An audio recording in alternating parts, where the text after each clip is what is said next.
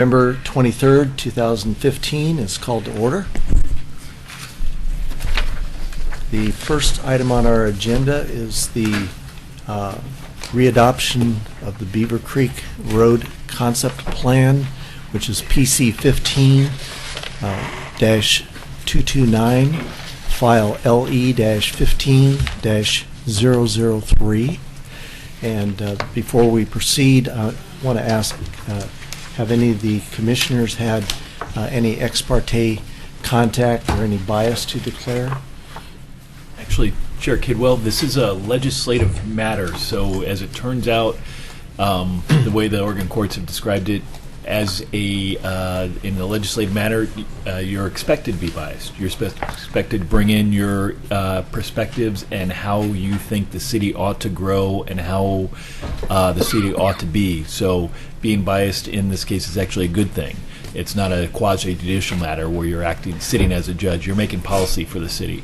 So bias and ex parte conflicts aren't an issue. The only thing that is at issue is conflict of interest. If you own property that's in the Beaver Creek Road Concept Plan, if there's something in the decision that would or could be to your financial benefit or detriment, that's the only concern that you have to declare in this matter. Okay, so assuming all of us are biased one way or the other, then does anybody have any conflict of interest to declare? I just like playing at the golf course. That's been no secret for 35 years. So. Is there a pitch and put up? I own no property, have no other interest. Tom? And nothing here. Denise? Other than being a citizen and resident of this community and a taxpayer, I was not involved in any way in this process when it started the first time, and have no conflicts. I have visited the area, I'm familiar with the area. Bob? Zach? No conflicts of interest, but I'll state for the record that I have family that lives off of Loader Road. And I don't have any conflicts either. I have no conflicts, just plenty of bias. So we'll proceed and have a commission report.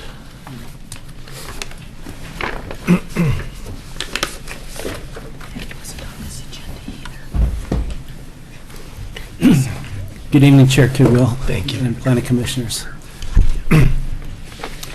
My name is Pete Walter. I'm the Associate Planner. And with me on my right is John Replinger, our Transportation Consultant.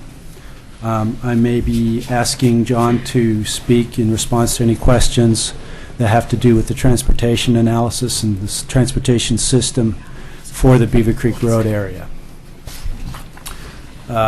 I do have some exhibits to enter into the record. Some of those are before you in paper format, and some are already electronic online. The first is the final opinion and order, LUBA remand, which remanded the concept plan back to the city.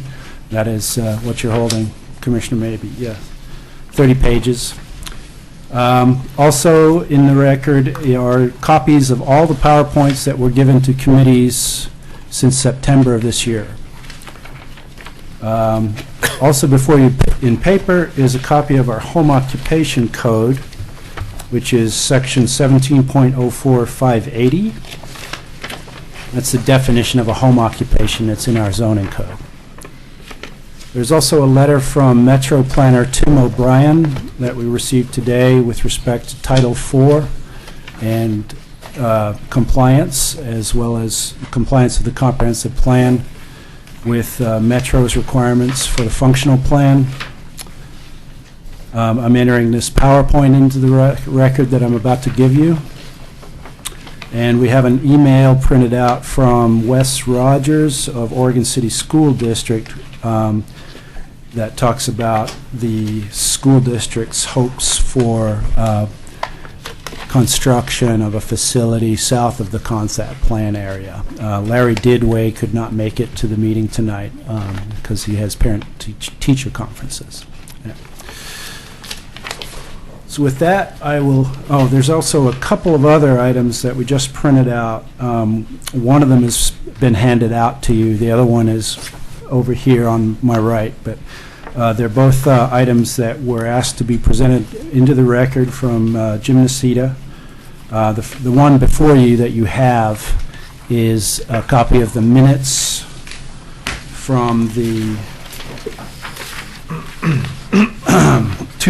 July 20th, 2011 City Commission meeting, at which the concept plan remand was discussed. And we're going to talk about that in a little more detail tonight after my presentation.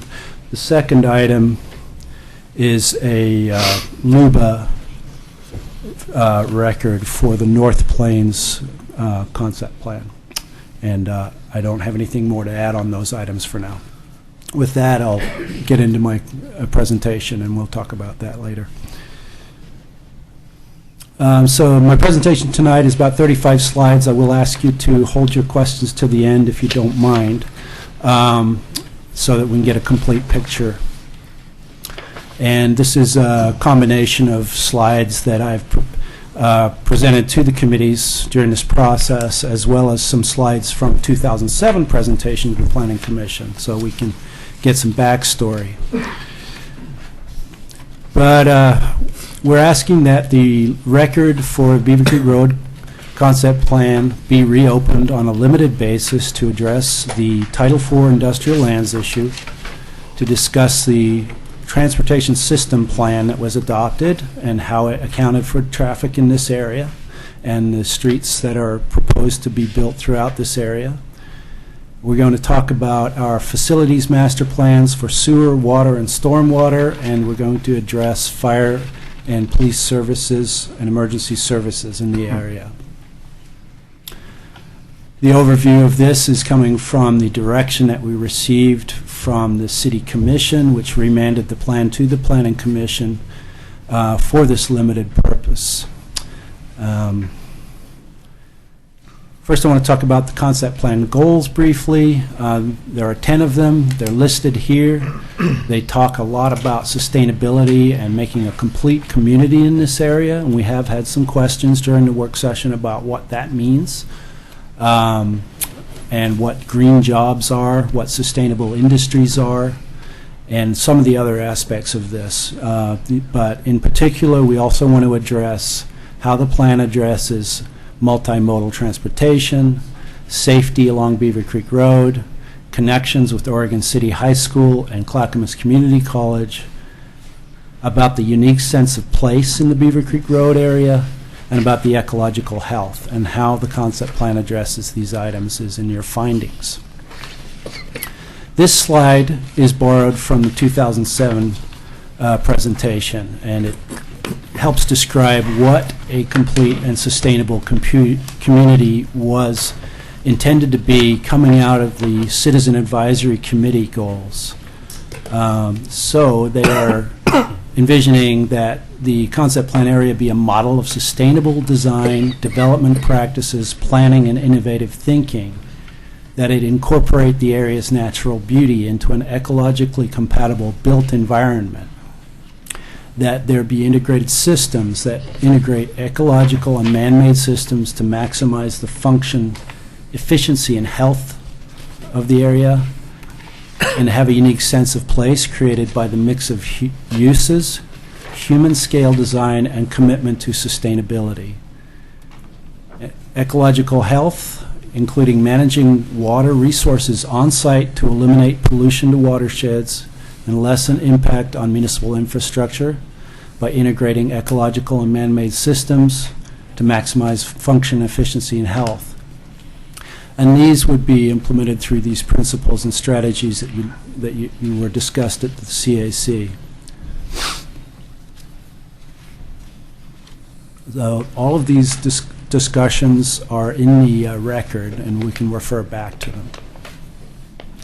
This is an overview of the area, an aerial photograph showing Thayer Road on the north side, Beaver Creek Road to the west, Old Acres Lane to the south, just to the south of the golf course, And the UGB is represented on the east by the yellow line. The concept plan itself, which forms the basis for our comprehensive plan amendment, is shown here. These land use sub-districts are the North Employment Campus area, which implements the industrial and employment lands vision for this area. The Mixed Employment Village, directly across from the high school, and the East and West mixed-use neighborhoods. There's also a Main Street area where Glen Oak Road would extend through the concept plan area. And you also have these green areas that are shown here, which represent environmentally sensitive areas, which would be parks, open space areas, and also areas that are underneath power lines and easement areas of that nature. In order to meet the Metro Title 11 requirements, we needed to address all of the items listed here in 2007 and again in 2014. They are roughly the same areas. They deal with the need to have provisions in your plan and your code for annexation, to implement the land use areas, to reflect Metro's design types. In this case, the design types we're talking about are industrial lands design types, as well as neighborhood design types. We need to be able to provide for the capacity through zoning to have the number of units that need to be provided for in this concept plan. Provide for any school lands that may need to be in this area. Parks, transportation, public facilities and services and financing, and industrial lands. With respect to industrial and employment lands, we need to address the purpose and intent of Metro Code 3.07410 and 3.07430. We've provided findings in our staff report addressing each of these areas. And the letter from Tim O'Brien states that we are in compliance with Title IV with this adopted plan, proposed plan. For the city's comprehensive plan amendment, we have to consider these 4 items: the plan implementation process, the adequacy of the plan to guide land use actions, including trends, whether the plan still reflects community needs, desires, attitudes, and conditions, including changing demographic patterns and economics, and the updated factual information, including that made available to us by regional, state, and federal government agencies. Our comprehensive plan goal 2.6 is to ensure an adequate supply of land for major industrial employers with family wage jobs. And this is further defined through policies 2.6.1 through 2.6.8, which we provided findings for in your staff report. Statewide planning goals are addressed in our findings as well. The ones that we've tackled with the revised findings are listed here. From Goal 1, citizen involvement; Goal 2, land use planning; Goal 3, ag lands and forest lands, which are not part of this UGB; Goal 5, open space, scenic and historic areas and natural resources; Goal 6, air, water, and land quality; Goal 7, natural hazards and disasters; Goal 8, recreational needs; Goal 9, economic development; Goal 10, housing; Goal 11, public facilities and services. We paid a lot of attention to this. And Goal 12, transportation, which we gave a lot of attention as well. Goal 13 and 14, we provided findings for those as well. So what happened in 2010, following the remand, Metro revised their industrial lands map to reflect the city's hybrid plan that we adopted. And it provides for a gross acreage of 151 acres, or approximately 121 net acres of industrial land. The remainder of the plan area is shown on Metro's map now as outer neighborhood. And this is implemented through the hybrid plan. So these 2 land use plans are now in sync. The North Employment Campus in the concept plan reflects that revision that Metro made. Going back to 2006 and 2007, you saw this slide in your work session previously. It's just an overview of the citizen outreach and process and workshops that were done. All of this information is in the record, in the LUBR record that is in the packet. We do have some additional information with respect to the meetings that we have had coming out of the committee meetings. And I just want to emphasize that the plan will, the written plan is not proposed to be changed. What we're doing tonight is addressing the public facilities updates that took this plan into account, and we'll talk about that. This is a map of the open space areas. It reflects those green areas that I was referring to on the plan earlier. It's just a useful map to show where the areas are that are most sensitive. It also shows our trail, conceptual trail connections in this area as well. And some of these trail connections are reflected on the city's adopted transportation system plan as well. It shows viewshed areas to the east. That's represented by the light blue arrows that face eastward. And those are discussed in the concept plan.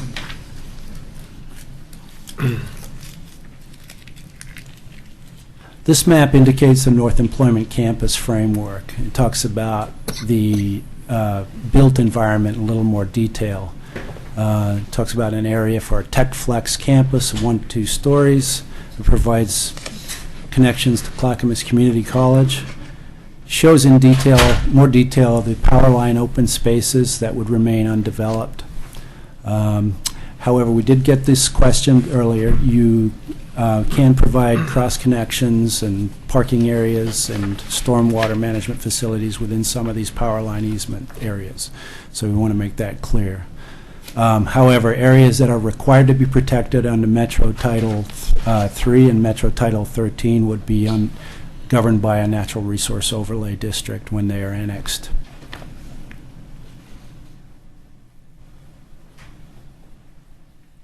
The Central Mixed Employment Village framework is represented here. It also shows areas which are subject to right-of-ways and conceptual alignments for that. This is the area across from the high school. A portion of this area has been approved already for a apartment and live-work development. Was approved last year. That has not gone through the engineering review process yet. It was zoned to mixed-use corridor in 2010 and is part of the Beaver Creek Road concept plan. And when they designed that community, they paid close attention to the unadopted plan. So even though the plan had not been adopted by the time that site plan and design went through, it was done in concurrence with the plan, and with that, we can talk about that a little more later. This is the mixed-use neighborhood framework. It provides for housing densities of R5, which is like 5,000 square foot lots on the east mixed-use neighborhood, and densities that are higher along Beaver Creek Road, similar to an R2 density with a neighborhood focal point that at the terminus of the Central Park area. This overall density in here would provide for some 1,000 units of housing potentially. Are you pointing to that? I'm not pointing. Oh, okay. Yeah. But we can refer back to that. They do want to remain sensitive to existing neighborhoods on the south side of this. So they're talking about transitioning the area adjacent to Old Acres Lane. There is a conceptual connection to the school site there, you can see, where we would have a transportation connection. There's a public edge to this community represented by the ridge and that's at about the 490-foot elevation level. Below that area is in a steep slope and geologic hazard area, so it would remain undeveloped except for recreational use and some passive uses.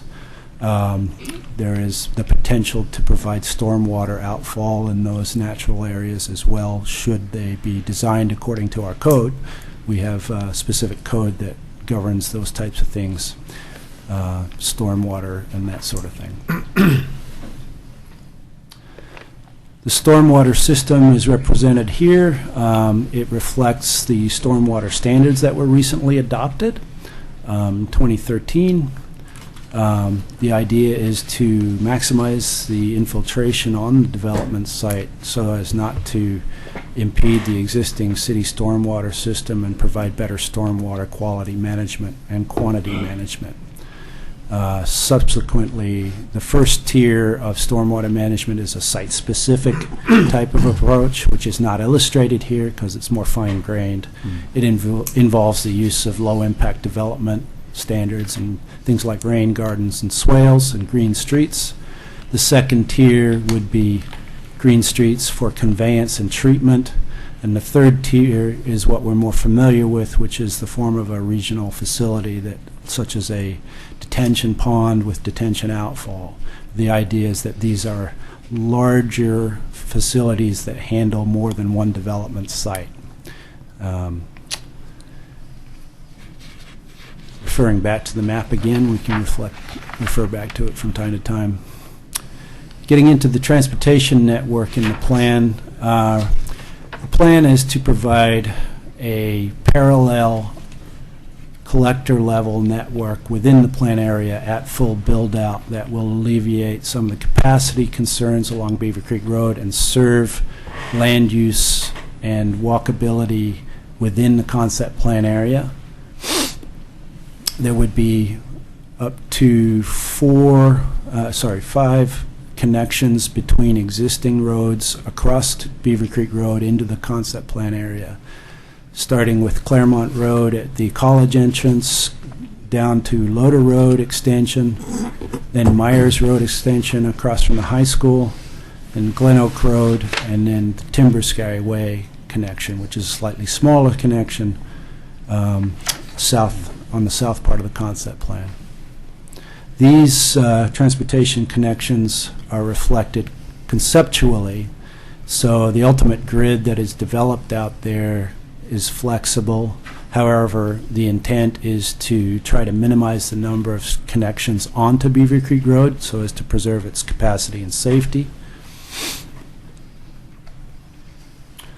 Within the transportation system plan, all of these projects are reflected with a project number and a priority and a more description. So these ones are the ones that are listed as likely to be funded in our transportation system plan. From project D47, which is the Myers Road extension, D54, the Claremont Drive extension, D55, the Glen Oak Road extension, D56, the Timber Skyway, and D57, the Holly Lane South extension, which is the Ridge Parkway in the plan. So the names are a little bit different. The staff report reflects that. These are kind of working titles. It also talks about the Meadow Lane extension, which is the extension that goes north of Loader Road to the UGB. And Beaver Creek Road upgrade itself, which are the most important ones probably to everybody here tonight. It's consisting of Claremont Drive to Myers Road and being improved to an industrial major arterial cross-section, and the Beaver Creek section south of the Claremont area, improving that to a residential major arterial cross-section. And these are graphically represented in the transportation system plan here as street and intersection expansions. As well as that, there are also conceptual walking solutions, also with project numbers and estimated costs at a concept planning level in our transportation system plan. So when they looked at the planning for this area, they really want to make sure that people could walk within the planning, from one planning area to another, and to the high school and to the college. So these walking solutions are designed to do that. Similarly, there's a bicycle solution network represented in the TSP, and what we call the shared biking and walking solutions. This is just one of the street sections that is discussed in the concept plan, but it shows the Beaver Creek Road improvements being a green boulevard, 5-lane arterial section to Claremont, then a 3-lane arterial with room for 5 lanes if needed from Claremont to the urban growth boundary. And these are the ones that are on the likely to be funded transportation system as projects D81 and 82. We understand that there will need to be some turn lanes designed into these sections as well, so that turning traffic can be taken off the roadway in order to preserve capacity. So briefly wanted to talk about the findings for the transportation system. These transportation projects will be development driven and funded. The TSP expands on the concept plan by including preliminary construction cost estimates and financing options. Multimodal transportation links will be connected within the site as well as to the surrounding areas. Land use reviews would support transit by ensuring a mix of land use, density, and design options that support public transportation and other alternative modes. We want to ensure that local connectivity and off-street pedestrian routes link together in a highly connected pedestrian system that is safe, direct, convenient, and attractive, and improves pedestrian and bicycle safety along Beaver Creek Road. We have to show compliance with the transportation planning rule, so we have to address needed improvements and funding mechanisms and show that those have been identified to mitigate the impacts of development in the area. And the TSP addressed this through the year 2035. So a little more detail on that. The TSP, which we adopted in 2013, also recognizes limitations brought about by the limited availability of funding. So despite the investments that we make to the transportation system, we know that intersection operating conditions at certain intersections, which are identified in our code, including Oregon 99E, I-205 northbound, Oregon 99E, I-205 southbound, Oregon 213 Beaver Creek Road, and I-205 Oregon 213 will continue to be congested by 2035. So our code states that we will exempt uses that are permitted conditionally, outright, or through detailed development plan review, those intersections from those state mobility targets until solutions beyond those identified in the transportation system plan or alternative mobility targets are explored for the intersections. And the city and ODOT and Clackamas County will need to work together to prepare and adopt those alternative mobility standards.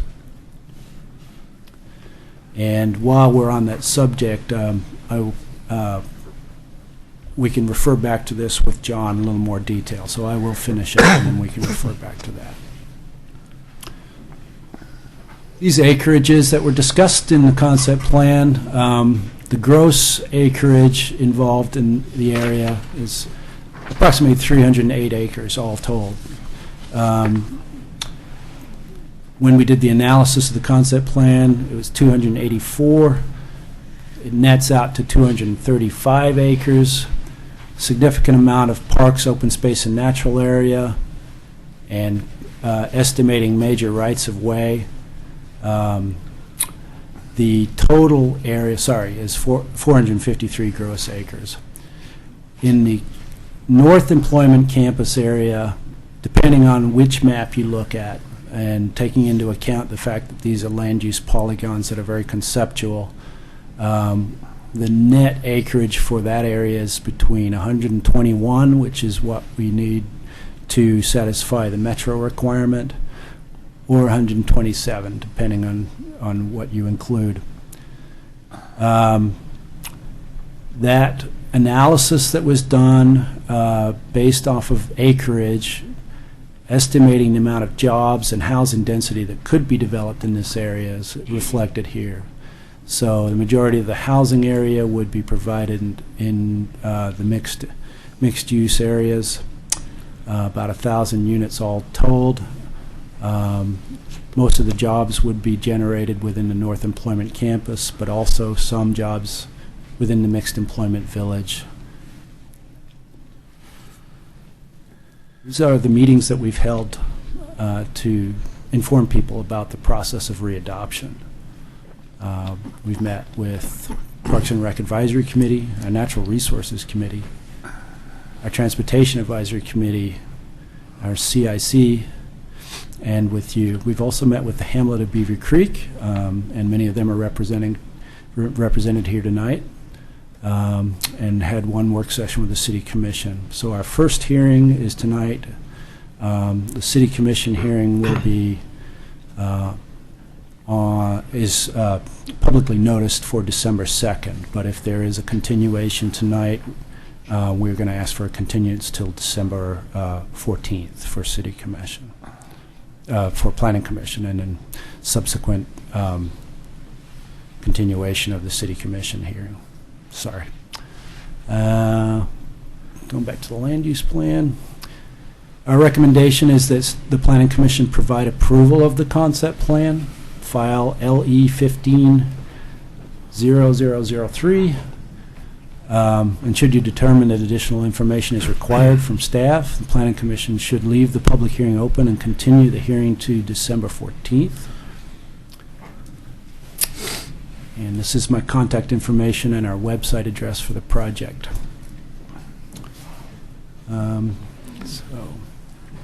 Just want to refer back to the transportation and mobility standards discussion that's in your findings as well. So implementation of this concept plan, should we adopt it, will be involved doing several things. First will be to set a timeline for scope of for the scope of zoning and development code amendments, because we're not proposing any at this time. And the second item that we know of to implement this plan will be to start drafting alternative mobility standards, because there are a number of developments and annexation proposals that are subject to the same issue, since it's a codified issue. And John, do you want to chime in here and talk about this? Well, to go back to the transportation system plan, as Pete said, there are some identified deficiencies on major facilities that are under the jurisdiction of the Oregon Department of Transportation, and there is a need to, there was an inability to solve the problems that were identified in the TSP by a massive project at any of these locations. So with the encouragement of the Oregon Department of Transportation, we adopted the Transportation System Plan calling for a study of alternative mobility standards. Many communities in the Portland metro region are facing similar problems on facilities with under ODOT jurisdiction within their service boundaries.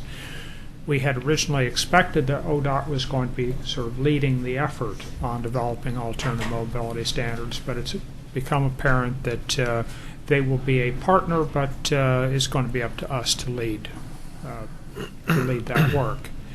The alternative mobility standards will probably emphasize safety, but will de-emphasize the capacity, and we may end up, now this is speculation, we may end up with a greater acceptance of congestion during some parts of the day.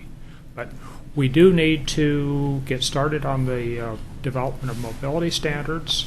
As Pete said, we have an exemption in the city code for uses that are outright permitted, but for much of this land in the Beaver Creek concept area, the underlying zoning is the county zoning, so it cannot proceed forward until there is a rezoning, until there is a new zoning code that's applicable to these areas, and we have a new mobility standard.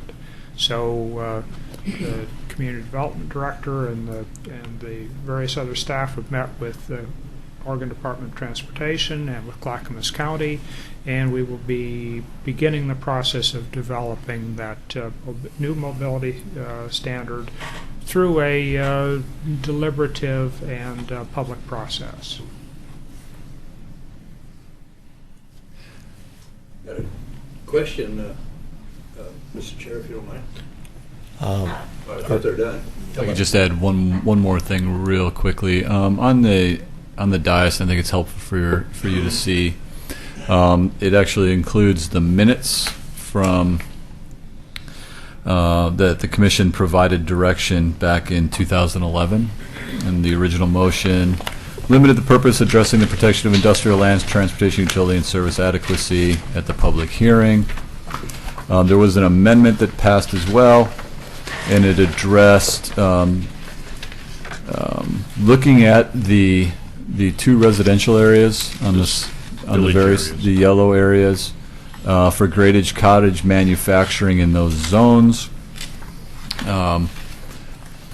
and so that's something else that will need direction from the commission on how they'd like to proceed.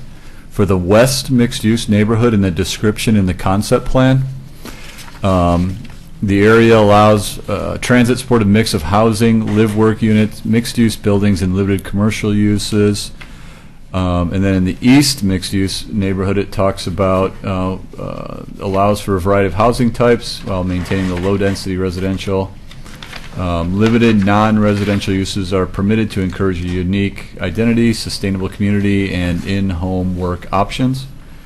And so the question is, how much do you want to, are the recommendations in the concept plan sufficient, or when you talk about cottage manufacturing, we would rely on our home occupation code, which is trying to balance those uses in residential neighborhoods. So you're really balancing what are permitted types of business uses, and what it does is it really restricts.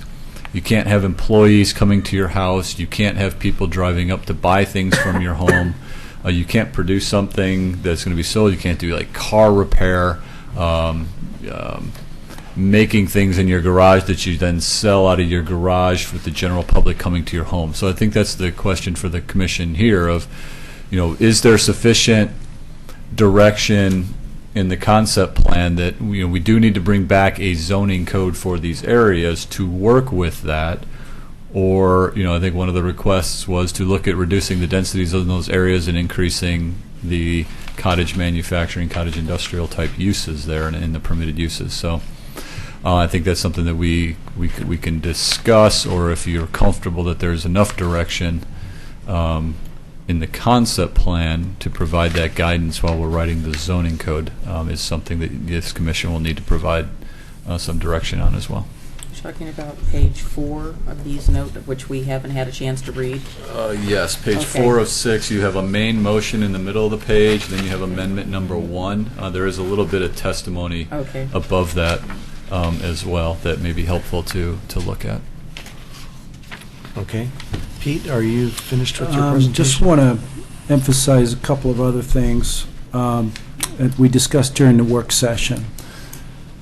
The water master plan, the sewer master plan, the sanitary sewer master plan, and the transportation system plan have all been updated to reflect the concept plan area. So the city engineer, Alita Froman Goodrich, wrote the findings for compliance with the goals that have to deal with public facilities and services. And even though the estimates and cost estimates are in the dollars that were adopted at the time those plans were updated, they provide an adequate basis for us moving forward to refine our public facilities planning for this area.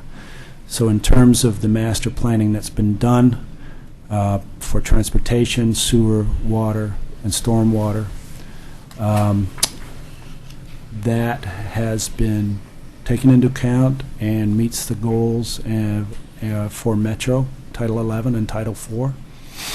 I think what you're trying to say is when we did those updates, so for Right. example, we did the Transportation System Plan update in 2013, we included the concept plan, the Beaver Creek Road concept plan area in those findings. We did the same thing for water. So those have already been adopted to address the adequacy of the transportation system or the water system because we had we knew we had to bring this back, so we included those UGB lands in those documents that were brought forward previously when we adopted them. So I just wanted to clarify that when we did that work over the last couple of years, we included this area in those master plan documents. Okay. Thank you. Anything else? I am aware that there are some items that Commissioner McGriff would like to discuss with me to clarify things, and I'm ready to talk about those as well. Bob had a question first. Yes, Pete, correct me if I'm wrong, it's been a little while on the transportation system plan. To what You extent, need to get your microphone over there. to what extent has TriMet been involved in responding to the needs for multimodal transportation? Right.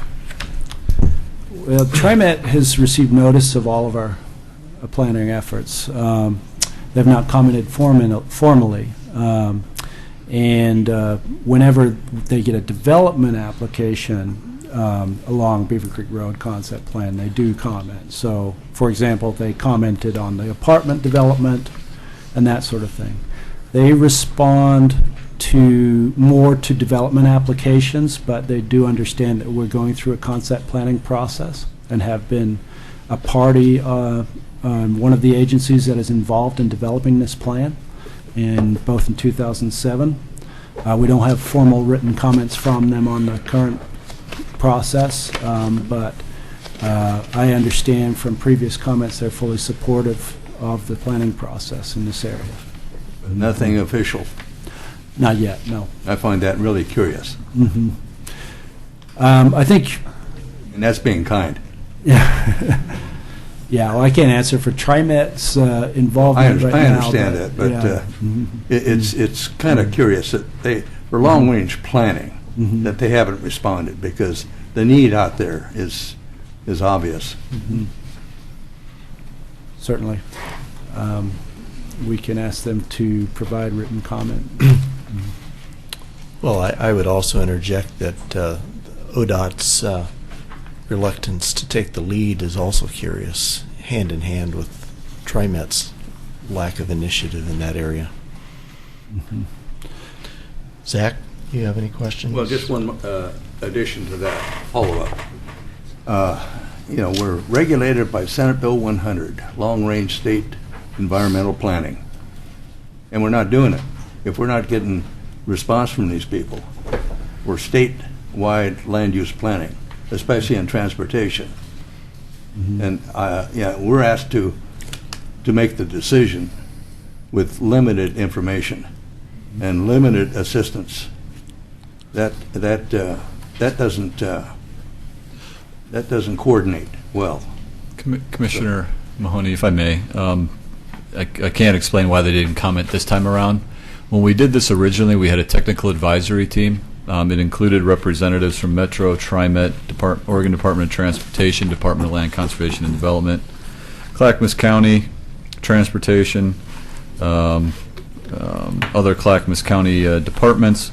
So they were involved when we did this originally, providing their input at that stage. I guess we could go back and look and see if they commented at that time. I don't recall.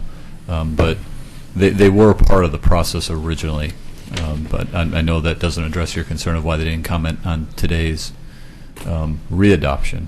But I just wanted to point out that, multiple agencies were represented originally. For the sake of the city, it would seem that if everybody were on board with these concept plans for transportation, at least for the review and comment, that, for the record, that would be a benefit to the city. That's the reason I mention it. Certainly. Zach? I'm also most curious about how public transit is potentially will serve, but I think also comparing it to how it's being served now, especially in the context of the high school, but also I believe the nearest main point is going to be the community college. But I think I know it's a moving target because, especially in the context of the Orange Line, how public transit is serving Oregon City is changing. I don't necessarily think it's trending for the better, but who's to say how we're going to get to it improving unless we know that they're aiming to improve the area. Paul? I have nothing at this point. Damon? Not at this point, no. Denise?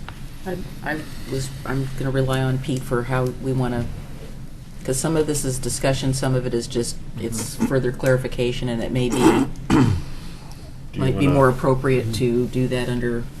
I'm going to give Tom a shot Sure. first. Yeah, I wasn't starting, I was I just. go along with you, Damon. I have no comments right now. I was I'd just rather gonna hear what ask- Denise has I to was going to Well, ask Pete how we wanted to At this handle point, it. if we don't have any questions about the presentation, we can take a public hearing and then come back later on during discussion. Yeah, I do have a question for John, in the sense that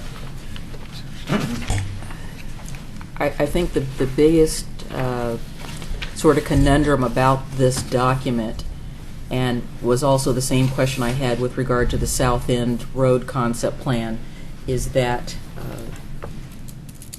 the traffic and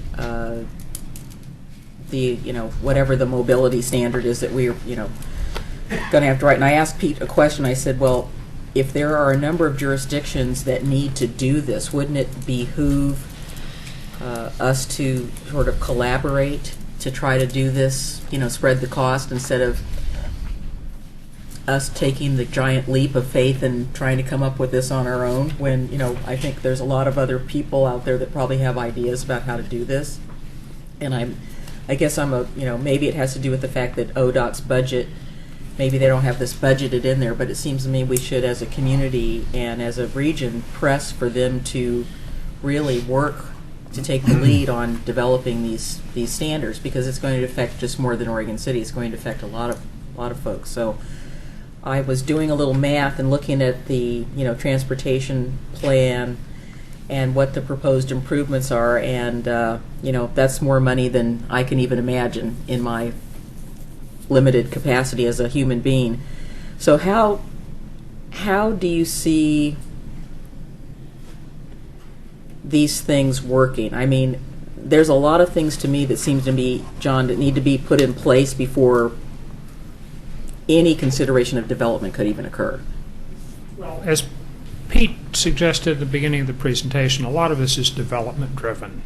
And we've already seen, for example, with the Beaver Creek Live Use or Live Work apartment development, they are building the first section of Myers Road to the east of Beaver Creek. Mm-hmm. And certainly you're familiar with how that happens in terms of development. There are a lot of parts of the grid system identified in the TSP and identified in the concept plan that will be built in exactly that same way. They'll be built as collectors, they'll be built piecemeal. They will help fill in the grid of the system. And I think that one of the big things we did with development of the concept plan was identify that grid. And as Pete explained, we have distinct separate locations for intersections with Beaver Creek Road. We've got a good comprehensive network that will provide a backbone to serve this 300, 400 acre area. So we'll be development driven. There will be systems development charges. There will be other possible funding mechanisms which were discussed in the TSP.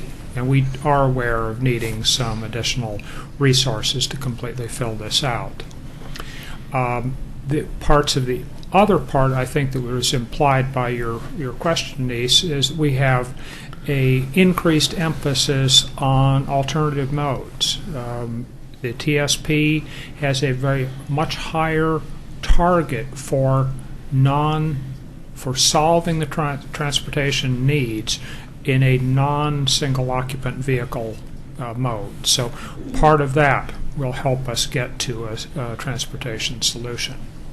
In terms of the mobility so the kind of there are two parts. One is the grid system, and how that's going to be built out. Then with regard to the mobility standards, we have been having this discussion with ODOT for more than a year, and perhaps other agencies are not feeling quite the imperative that we feel in mobility in Oregon City to deal with the mobility standards. We're cognizant of that. We've had a discussion on the staff basis. There are advantages for leading, there are advantages for following, and we're going to continue to pursue various options. And Tony may have some additional insights. Oh, no, I agree that there are advantages and disadvantages. The advantage of leading is that you're the first one out and everybody has to follow you, assuming you get it right the first time. The disadvantage of leading is that we may not be thinking of everything, and so it's always good to get other people's heads. Not with this organization. Oh, I'm talking about any local government, but yeah, I think the other thing that you talked about, and I know that you're not supporting this, but I think that people in this community, including those who do not live within the city limits, are already experiencing at certain times of the day levels of service F on more intersections than the one that just affect this plan. And so I think people have a major concern about the congestion, the through traffic, the whatever traffic you want to say that's out there. And again,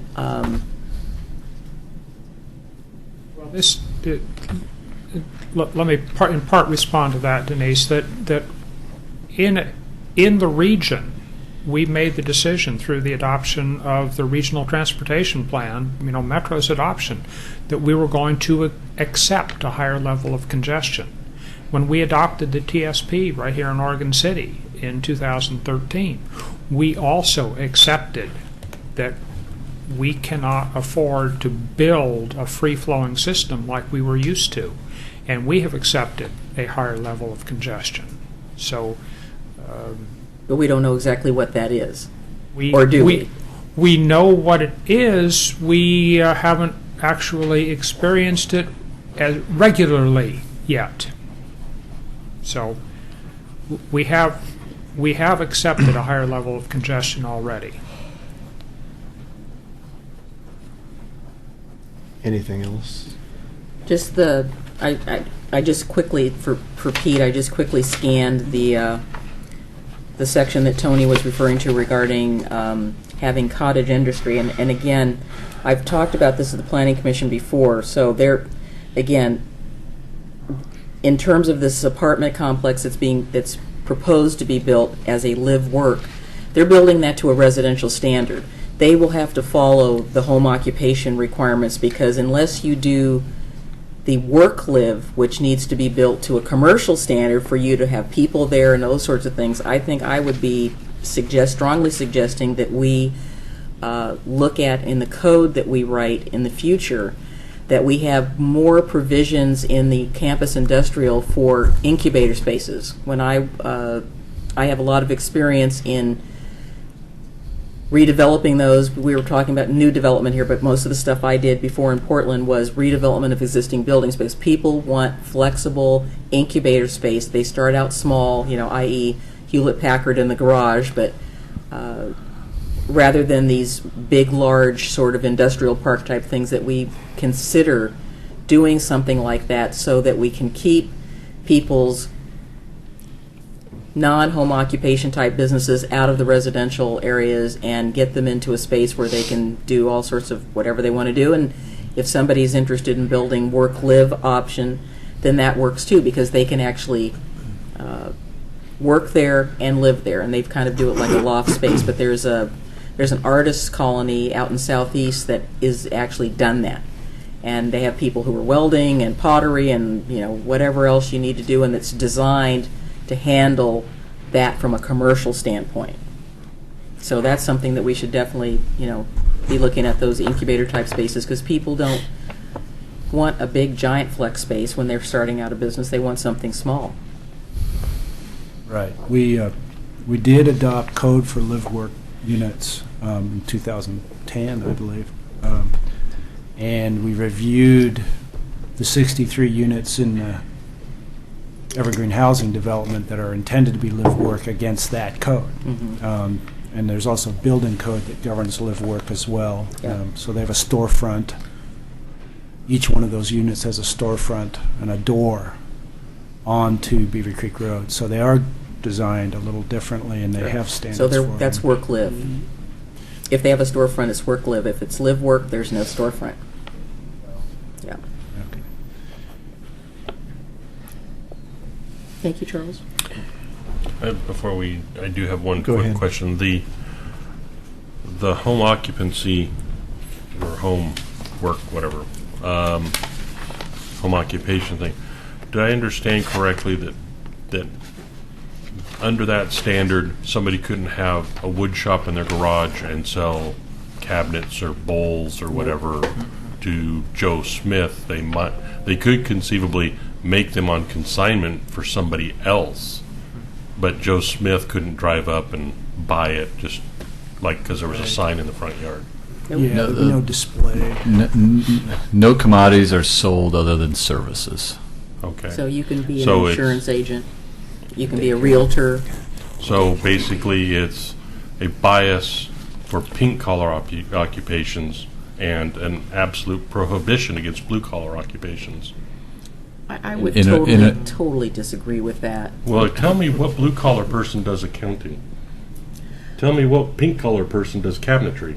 Okay, this is a larger philosophical discussion than the Beaver Creek Road thing. I mean, No, it's... you know, We want people to be able to do things. My grandfather made quite a living as a cabinet maker. but so- yeah, so are you living there or you're working You there? don't, live want to, there. you don't want to affect the surrounding neighborhood, though, with a home occupation. It's a home occupation. That's the balance we're So- trying to find. And that gets to the question about the cottage industry question, and that's why I was wanting to know what the boundaries were of that. So Goes to Okay, the we have next lots of level. blue stuff here that we can definitely have cottage type industries, and just in the yellow, I think it's part of our Commissioner mandate to ask the question, and I'm asking the question. I think Commissioner Espy was correct in just trying to balance that, allowing for uses in a home occupation without, exceeding the expectations of folks who live around that who are in a residential In neighborhood. fact, I didn't notice that one line item in there, and you probably ought to put that one in there as one of the criteria for a home occ, is not affecting the neighborhood character. And if you could reformat, I don't know if this is time to talk about this kind of thing, it's kind of in the weeds, but if you could reformat it to have it more bullet pointed, so you have, condition A, B, and C for what, Are you referring to our definition? yeah. Okay. yeah, it's It easier just to makes it read. easier for It folks makes it easier to that read. want to do it to follow, and then you can just slap that on the business license, when people apply for business licenses, they can just look at that and know exactly where they're coming from, but Certainly. probably enough on that. Okay. Yeah, Sorry, yeah. I think a definition, clarity of the definition is really important, because other jurisdictions have what they call live-work, and thinking specifically of City of Portland, and the intent is that they are a place that people can work out of and do business out of. It's work so live. That's what he's talking about. live-work in the City of Portland has a storefront. Yeah. And I know that for a fact because I've been involved in them. Yep, me too. They're not called work-live, they're called live-work in the City of Portland. You know, I guess the question is there enough guidance in the existing concept plan that when we write zoning, we address that, I don't think so. or does it need to be tweaked? I think it needs to be tweaked, but that's just my opinion. I think clarity of the definition is important because without question, somebody's going to try to push that boundary. Oh, certainly. Yeah, They that's the. always do. When They do. Mr. Maybe moves into that neighborhood, the first he's- thing he's going to want to do is build cabinets there. Yeah, and I don't want to listen to Mr. Maybe's saw going off at all hours of the That's night, exactly making right. his cabinet, So I think clarity of I'll definition be is old. important. I'll only I work guess with I would sundown. prefer to Okay. save the clarity of definition discussion to when we write the zoning Sure, code. sure. If there's a And way then- to tag it. Tag Did it. you want to limit the number of employees that was going to occupy a home occupation? It says Right now, Does You it- can't have any. Does it have one? right now it's limited to residents of Yeah. the home. You cannot have employees Okay. coming to your That's house. typical. Which is why I Yeah. can't figure out why a doctor or a dentist would be in that list, because they always have a reception or sometimes But it it's could their... be his wife, Could be his it could wife. be his daughter, Could be his wife, could be his daughter, scientist. exactly. not to be sexist. Niece, nephews, aunts and uncles. They have to live there, Charles. They Bob, can't I just, saw your hand. They can't just be coming Tony, and this going. might be a question for you, but unless I've missed it, I don't see any narrative or addressment of the relationship to unincorporated, not unannexed property in this plan, because I see that the golf course is out of the city, is it not? Yes. But it's Yes. included in this concept plan. Correct. And it'll never develop unless it's in the city, under city ordinance, Correct. unless it's annexed. Correct. And with the current annexation policies of the city, with large areas being continually denied annexation to the city, some way we're going to have to coordinate that with the county if it's going to develop outside the city. It can't. It won't. Under current. Law. Under the current land use and existing law, it would not develop at urban densities inside of our urban growth boundary outside of the city limits. How are we going to have it develop under this concept plan if it can't Good be point. annexed to the city? We do have a You process answered for your own annexation. Yeah? And I think that's, you start to enter into the political realm Yeah, of, that's what I'm getting at. of, there are lots of opportunities if this becomes a priority for the city commission, whether that be expending, more education, more involvement with the neighborhoods. I think that there are many ways, but essentially the way Oregon City is set up is that it goes through a land use process and then it goes to a vote of the people. And at the end of the day, it's the citizen vote that determines an annexation. I Per our understand, I charter. understand the process, I know that, but that hasn't worked for the city too well here on large parcels. Lately. The airport just to the north of it is 120 some acres. It was annexed into the city. So, it has happened. It has happened. But it's also the last chance for citizens to voice their opinion if they don't want it to be annexed in, because it impacts them. At least they have the right to get out the vote. Exactly. And so that they're saying the city can't force them to be annexed in. So that's a good thing, too. Yep. Well, there's two sides to that. I mean, ideally, in the best of all possible worlds, I would love to see this be staged so that we can get some of the blue area developed, and getting some jobs in there and some industrial uses and whatever else we need there before we see the rest of it. I hate to see, because we talked about this in the South End concept plan, that, somebody asked what happens if somebody wants to develop at the end. And I think the comment by our esteemed planner was that it's unlikely that would happen because of the cost of services and facilities. It's not going to, we don't want to see leapfrog development occur here. But, I would certainly, well, I can say personally, I've been waiting 26 years to see some of that blue area develop, and, I hope that happens. So I think we're getting into some discussion that probably ought to be Yeah. saved for later. I'd like to go ahead and get the public testimony taken care of here. Well, there's going to be a lot of opinions about Well, this. I have my bias. I already said that. And I'll express that later. We can't wait. Yes. And Thank you. You'll have to excuse me, Chair Kid. We'll have to stand Pete. every once in a while. I don't think there's any rule that says you have to sit down the whole time. That's right. You can be standing. That's fine.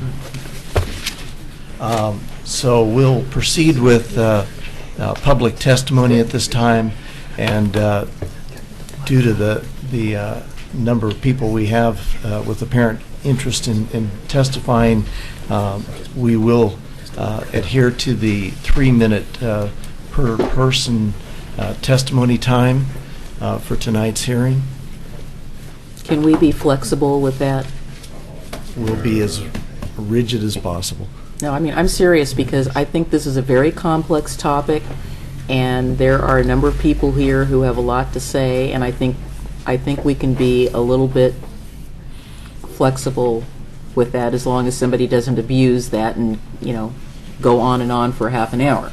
Well, my concern about being too flexible is a lot of this we've already heard. A lot of it is already in the record. And hearing it the 37th time does nothing but waste our 3 or 4 minutes. Have you heard all of this before? I was on the city commission, so I probably have. Okay, well, some of us were not on the city commission, and we have not heard it. It's in the record. You I could have read understand. it. I've read the record. I understand that. I would like to challenge everyone to Please do your best. try to That's do what your we're best to asking. stay Do your within best. the 3 minutes. And if you are representing a neighborhood association, then you can have 5 Or minutes. CPO. CPO, whatever. So 3 minutes for the general public and 5 minutes for representatives of neighborhoods. And we'll proceed then first with Robert Cruzen. Okay, he declined.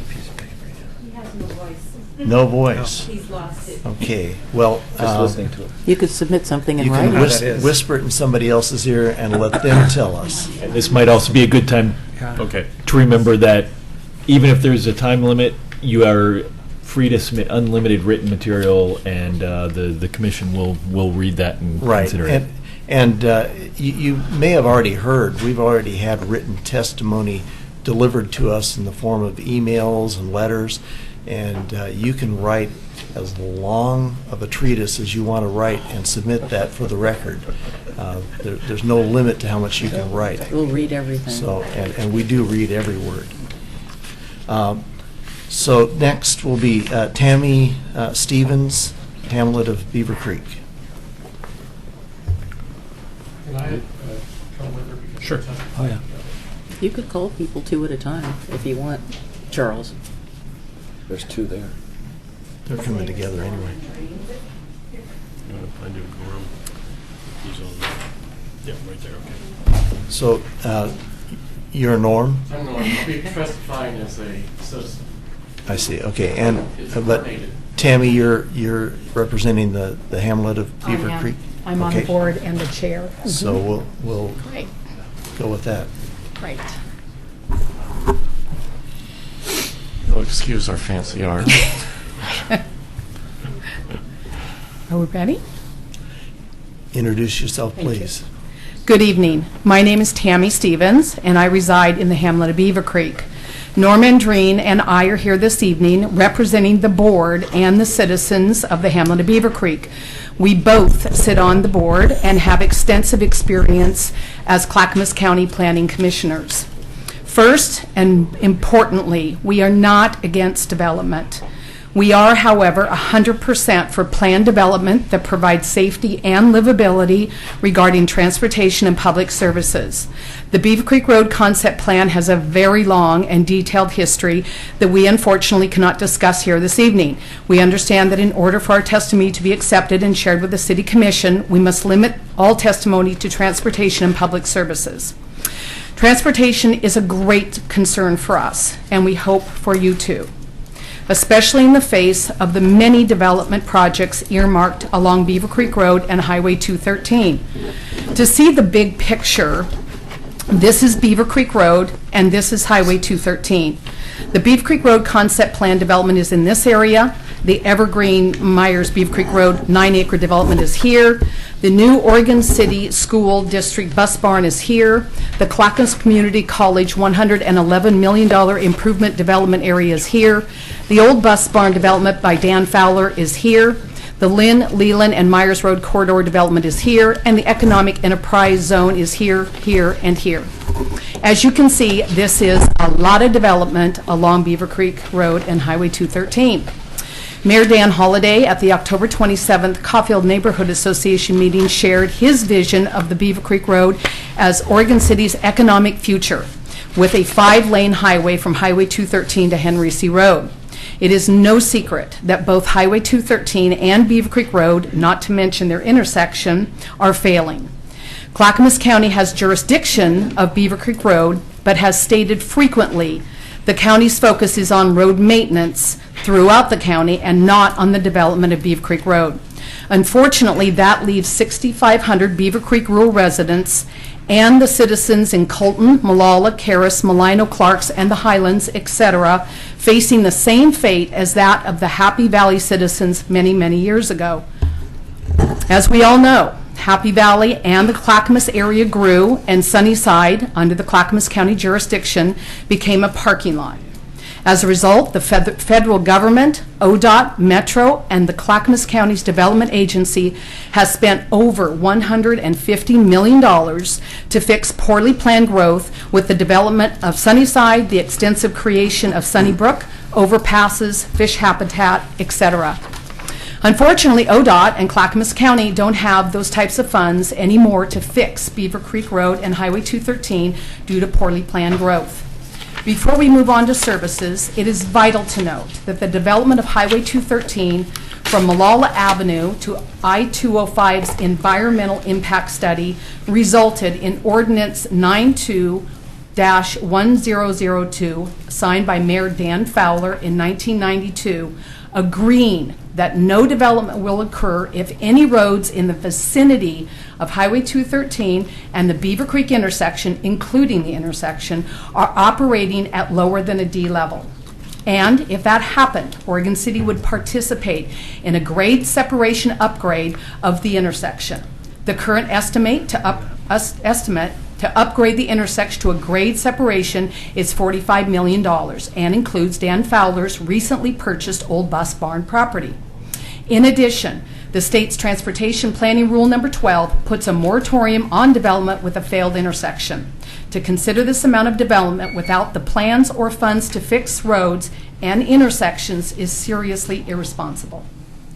With regards to water, Clackamas River Water has been contacted regarding services of the Beaver Creek area and Oregon City. Oregon City does not have the pressure to provide this service to this area.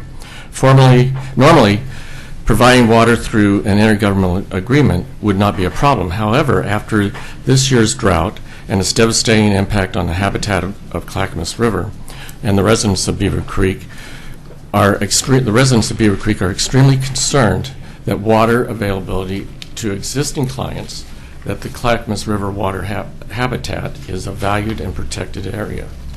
As stated in CRW's July 23rd, 2015 letter to the Clackamas County Commissioners, quote, "It is our belief that as water providers of Clackamas River, we must begin to view the river less as an exclusive source of revenue and more as a valued, finite resource that must be protected. To ignore the current river conditions and push off stream flows and temperature concerns would be irresponsible. While we do not discredit or collective utilities need to be financially stable, we believe the long-term stability of Clackamas River as a source of drinking water should trump the immediate needs of greener lawns, greater revenue, and that's the end of the quote. For CRW to extend an IGA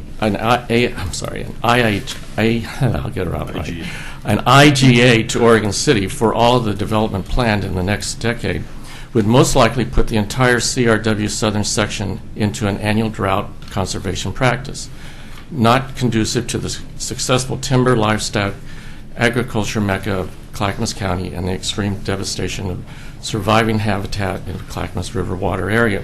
And finally, the sewers, and not least the sewers. The last we heard to the proposed 9 acres that's already been approved by the city on the development of, at the Myers Road and Beaver Creek Road, the sewer line lids would need to be bolted down on the Glen Oak Road area so that they would not overflow with sewer. In addition, residents along the sewer line testified of frequent sewer backfills into their basements. The city admitted that the sewer capacity for the development was problematic, as there was a sewer bottleneck on 213 at the college. But there is no funds to solve this problem. If we hear this about a 9-acre development along Beaver Creek Road, how can hundreds of acres along Beaver Creek Road and 213 be serviced without extensive sewer planning and funding? We repeat, we are not against development, only poorly planned development that clearly puts all of us traveling, working, and living in and around Beaver Creek and 213 area into a bottleneck of transportation with no clear path for functional and environmental responsible services. Thank you for your time. Thank you very much. Typically, I'm on your side of the table. I've been on the Planning Commission for Clackamas County for 14 years, so I understand exactly what you guys are Can going I ask, through. was that entered into what you read? Because you read it so fast, I was trying to take notes. Oh, thank you. Can we have get a copies? couple. I just brought one, but I'm sure. Because I like to you- read what you read. It was, Right, you only need to submit one, and Oh, good, And then good. then you're on the My copy record. machine is dying. if you submit one, you're on the record. I have a question, Charles. Please. And just before you ask, if you have any other material that you'd like to submit for the record, you I can do that. believe we need to leave the map. You could leave the map. Other than that, not now. did you Okay. both submit what you read to them? Yes. So we could, okay. Yes, we did. Okay, very good. Thank you. Question? I just had a question following up on your question about what she read. Could you repeat the information that you referred to, was it a resolution or was it an ordinance Fowler's. regarding It's the ordinance, yes. grade separation? That is ordinance, and I submitted that. Right. 92-1002. And what year was that? 92? 92? I have a vague recollection of that. I actually remember discussing that Yeah, in some of the projects that we've done in that area, that yeah. the prospect of that grade separation as a remedy for that intersection. In 1992, I was only 12 years old. Any other questions? I have one. Yes. Might be for Bill or Tony. On the remand that we're asked to consider, has to do with transportation and infrastructure, as I understand it. What these two people have entered into the record, does that apply at this point? Well, yeah, Or transportation. it does? Utilities. But is it new information for the record? I haven't heard it. Can new information be incorporated into this? Yes. So we're okay to consider Yeah, those yes. facts? On the limited issues, new evidence, new arguments are fine. It's just the boundaries of the issues that we're talking about, transportation, services, those types of things are part of what we're looking at. Okay, so what their statements, can they be considered findings of fact, or are we looking at findings? This is not a quasi-judicial process, it's a Correct. political process. Legislative. It's a legislative process. We still have to make findings showing compliance with all the goal issues and criteria that are at issue and responding to issues that arise. Okay. They don't have to be supported by numbers, do they? You've got to have substantial evidence supporting the decision, and to the extent the city has one set of numbers and a citizen comes in with another set of numbers, depending on what those numbers say and how they're developed, you might find one number or the other more persuasive. The numbers that we have are in that transportation system plan. Correct. Those are scientific. Well, as far as scientific is. No, I wouldn't say they're But scientific I think numbers. if anybody came before us tonight or any other night with information like this, I would think it would be the city's responsibility or Pete's to look at that, because they could never get all that information out to us in 3 minutes. So if somebody brings us something, then isn't it up to our city to I'm look not at saying those? that we shouldn't consider it. What verify I'm it? just saying is where does it fit in the scheme of things is more or less what I'm saying. I guess what I'd say is, this is first we've heard some of this, so the staff can take what they're hearing tonight and come back to you at your next meeting with more analysis of it. Yeah, I was just wondering if it was new information that might affect the proceedings, and should it be entered into the record? And it has been. Okay. Right, the information's been addressed as far as submitting it. Now it's a matter of how we digest it. And do we consider that to be the fact that we have new information, is that applicable enough that we would want to get a response back before we make a decision? Yeah, okay. So that's really the question. Are we comfortable moving ahead, making a decision in light of that new information without getting a response? All right. Okay, thank you very much. so much. Thank Really you. appreciate your Thank you. I recommend you leave your diagram behind. Just tear off a page, yeah. We'll rip it just- off just and that bring it page. out. You like our artwork. No, we have to keep the easel, too. yeah. Excellent. Can you sign it in limited edition? That's right. The next person to testify is Paul Edgar.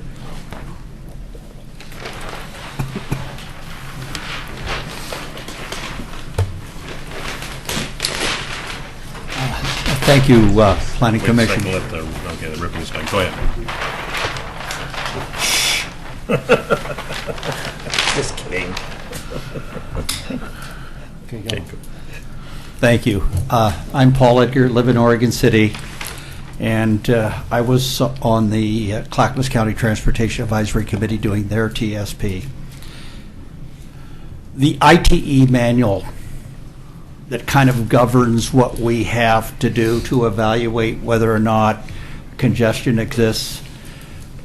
We've already identified in all of the case studies that the interchange at 213 in Beaver Creek is at level of service F, and it's failing.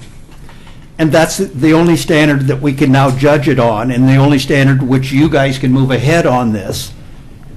You can't use volume over capacity because there's no code.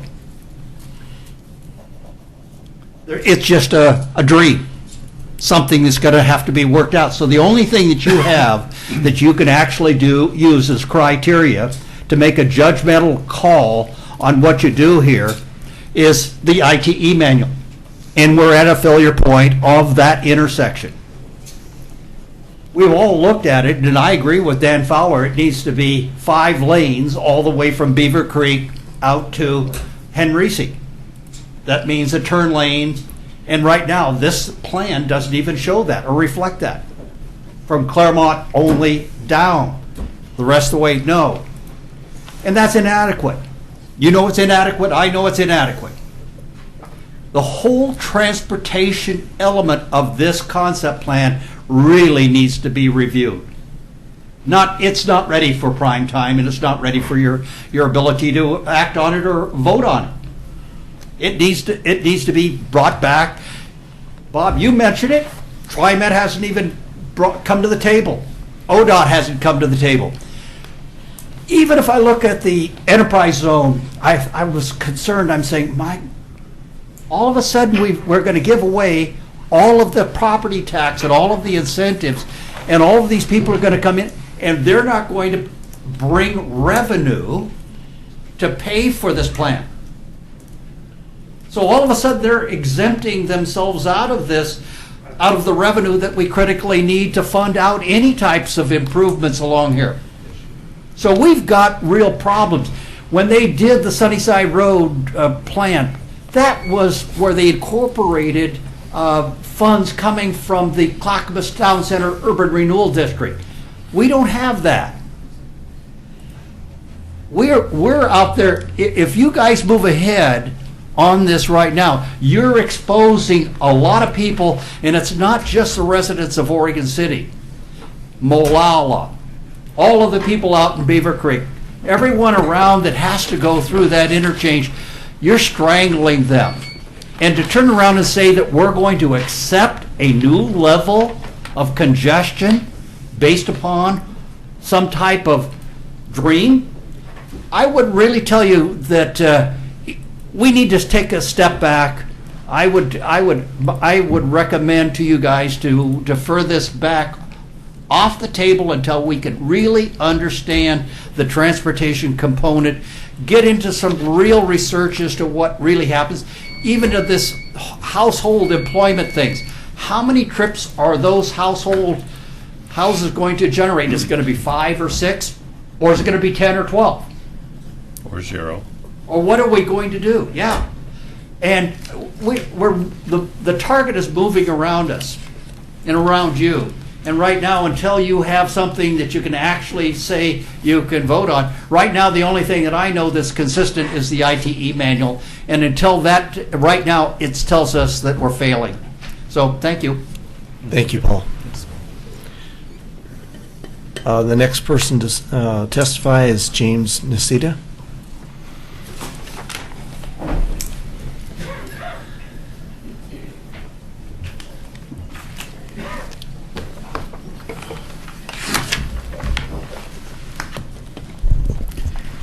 Good evening. I'm James Nicita. I live in Oregon City. I'd like to first off thank the Commission and staff for your efforts on this and your efforts generally in planning in our city. You got a lot coming through the pipeline now, and a lot of information you're trying to ingest on a number of projects, one after the other and week by week. So congratulations and good work. A couple of things I want to talk about. First is the minutes. I introduced those minutes to give a sense of what we talked about on the commission in July of 2011.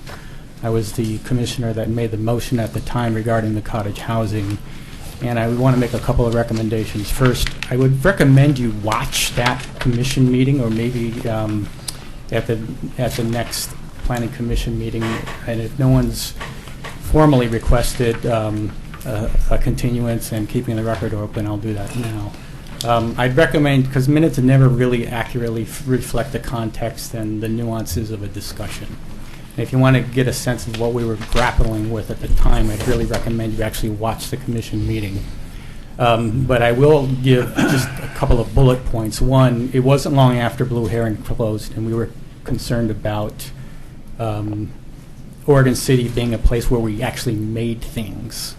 And having the kind of like cottage industry, where really it would be work, the live part would be subordinate to the work part. And I think Commissioner Mabee and Commissioner McGriff were both kind of really on point about, actually having an area where people lived and actually made things, if you just want to keep one phrase in mind. It also, we were trying to accommodate the reason we got the remand was to, that all had been, an industrial area by Metro. We wanted to see if we could meld the ambitions we had for the city at that time with the concept of having, a place where people were employed and were making things. So, but I'll probably talk about that later at the next meeting. But I did want to get to a couple of things in the brief time I have. One, looking at page 12 of the proposed findings, LE 15003, I want to just say how gratified I am on page 12 that there's a very clear statement. Compliance with the statewide planning goals is a specific requirement for changes to the comprehensive plan map. I'm rather unclear why last week in 2 hearings, staff and the city attorney were saying, no, we don't have to comply with statewide planning goals when we do a comp plan amendment. And tonight, we're saying you got to comply with the with the statewide planning goals when you do a comp plan amendment. I'll be talking about that next week. Finally, just 2 more points. On the transportation rule, I'm not entirely clear why Section 0060 is the only section of the transportation rule that typically gets discussed. I don't think it's the only section that's applicable. One of the reasons I gave you that North Plains case was that there's a couple of pages in there, specifically on page, Mr. Chairman, I Keep going. for 30 Keep seconds. There's a discussion, Rule 0060 was in effect. What page are you looking at? I'm looking at page, I think it's page 5 of the case I gave you, Thousand Friends of Oregon versus City of North Plains. Page 5 at the bottom, where there was actually, well, let me find it. So the implications of this Well, for the just city's if finances are clear? I'm just, it's in the discussion of air and water quality, where section 0035, which is a special section on air and water quality in the transportation rule itself, was also addressed in a proceeding fairly similar to this one, where they were, expanding their growth boundary. So I don't think 0060 is the only provision that could or can or should be considered when you're doing a comp plan amendment and you have to comply with the goals. Finally, just back to my Goal 6 issue that I raised last time.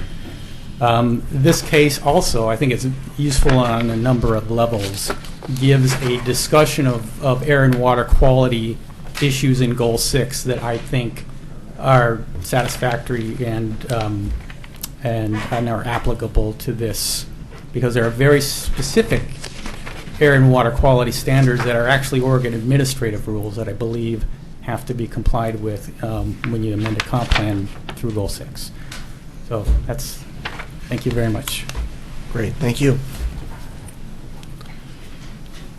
The next person to testify is Elizabeth Grazer Lindsay.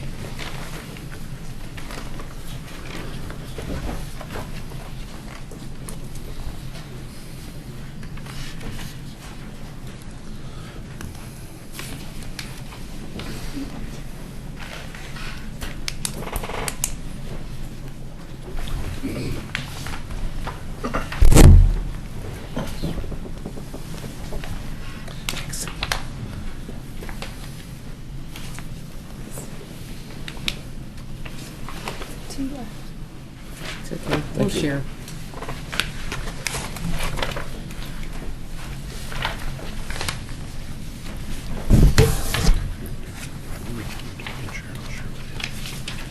Excuse me. My name is Elizabeth Grazer Lindsay. I wanted to start with the city attorney memo errors where it says, after Luba's decision, the city commission decided not to revise the Beaver Creek Road concept plan to designate more industrial land. It didn't mention it in the staff report, but there's been a little bit of discussion tonight that shows how the city commission didn't decide that. In 2010, they weren't aware that that decision had been made at all. And then later on in 2011, they asked for a reconsideration of the yellow zone, which was the residential zone, to get more industrial land. So without the authority of the city, Tony went to Metro and asked for the industrial lands map to be changed. And the idea was that the city didn't need more industrial land. But as I showed you in an article that's 2 pages after where that's open to, in the Oregon City News just a couple weeks ago, we see that Clackamas County officials are looking for more industrial lands, and that the 50 to 100 acre parcels and flat contiguous land are what are particularly lacking. I wanted to look at, on page 3 of your staff report, it talks about some acreages there and compares the land that was brought in 2002 and 2004 with the industrial lands in the concept plan and also with the changed Title IV industrial map that Metro has. So if you look at your map that I opened to that looks like this, you can see on the left-hand side the land in the concept plan that was originally in, which is just has the hash marks on it, and then the large area that was brought in 2002 and then in 2004, all of this for industrial land. And then we can see over on the right-hand side how a very large amount, it's encircled in red, of land is being lost from the industrial use. And a little bit of that was already inside the urban growth boundary, but most of that was specifically brought in to be industrial and then being lost quickly. If you look at the NICS map that I shared with you, you can see a map that's in the concept plan document, and it shows the buildable lands. So the yellow lands there are the buildable lands. And then if we look at the NEC, which is the industrial part of the concept plan, that's the blue part, and we overlay that on the buildable lands, we can see that the industrial lands in the concept plan are put into the very worst part of the space. They're put in the place where canyons are dissecting it and where we have these regional power line corridors crossing it. So we have just these tiny little parcels that are going to be available. And the big area that was brought in, that's a big flat airport and a golf course, that's being thought of being put into residential rather than into industrial, which was the whole purpose of the expansion. And if you look at the yields, you'll see that there was a zero yield from the 2004 expansion of 64 acres. No industrial yield, even though that was the purpose. And for the 2002 expansion, there was a 75 acre net acre yield out of the 260 acres that were brought in. So we see that there's just a minuscule yield from this industrial land expansion. We also see that when the map was remade, that we still have 22 acres being wasted. So somehow, because of the way the shapes were put on the map, not even all that's shown is being kept as industrial. This violates some of the laws that are governing the process, such as Goal 9 and the city's comprehensive plan 2.6 goals and the policies that go with that. And those address the idea of having enough industrial land to meet the city's needs in various ways. And I elaborated on that in what I gave to you. The city is, the staff is claiming that the Goal 1 citizen involvement goal was fulfilled. However, if we look back in time, which is almost 10 years ago now, we see that on the 15-member Citizen Advisory Committee, it didn't have its couple citizen seats filled with citizens. Instead, that committee was filled with developers and officials, and even the consultant that was running it was wondering if there were too many developers on that committee. So it just had a citizen or two. There wasn't even a critical mass of citizens on that committee. And then when some surveying was done, including by the city itself, it showed that there was a strong public opposition to the plan, which violates the criteria 3. And there are another number of other problems with the citizen involvement aspect. The city hasn't yet determined how to fund the infrastructure needed for the concept plan, and that violates Title 11, number 8. And as we look at the master plans that were recently adopted in the last few years for water, sewer, and transportation, we can see that there aren't mechanisms there to provide the necessary infrastructure. For example, in the water master plan, we see that to give the water pressure necessary for part of the Beaver Creek Road concept plan, there needs to be a reservoir, but to provide the pressure. But we see that in the water master plan that it's really floundering, trying to figure out how to come up with $2 million a year needed to maintain the current system that the city has, and then it actually doesn't even look at how it's going to find the new water infrastructure funding. When we saw the Beaver Creek Apartments recently be approved, which is within this Beaver Creek Road concept plan, it was based on using out-of-district water. The water master plan anticipated that need would trigger the moving into getting the new infrastructure. But this trigger failed to work in the first case that it was applied to, where there was need and it didn't trigger getting the reservoir built. So we can anticipate that the plan isn't going to be followed in the future either, because the trigger has already started. The sewer master plan also didn't provide a funding mechanism on how to get the sewer into Beaver Creek Road. So when the Beaver Creek Apartments moved ahead early, their sewage was diverted into an adjacent basin. And in the conditions of approval, it was decided to exempt them from having to pay their portion of the Beaver Creek Road concept plan, which seems to show that the staff report is in error.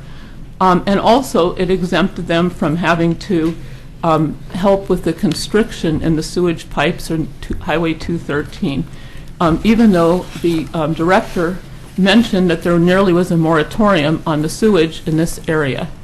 Elizabeth, your time has expired. Can you conclude quickly? Okay, thank you. And we see that with the transportation system, which is probably $100 million or more than is available, that we have the problems of, some of them have been mentioned, about the Beaver Creek Highway 213 intersections and on down through the system. And this violates several of the laws that I've mentioned that need to be followed. Thank you. Thank you very much.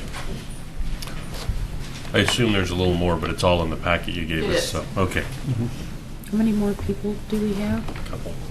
Two. Because I would have liked to heard the rest of what she had to say. If we only had 2 more people, so. You don't want this? Well, we eventually will need it, so we'll get more copies. Oh. I think we're going to be continuing this. Yeah. Next to testify is Doug Neely.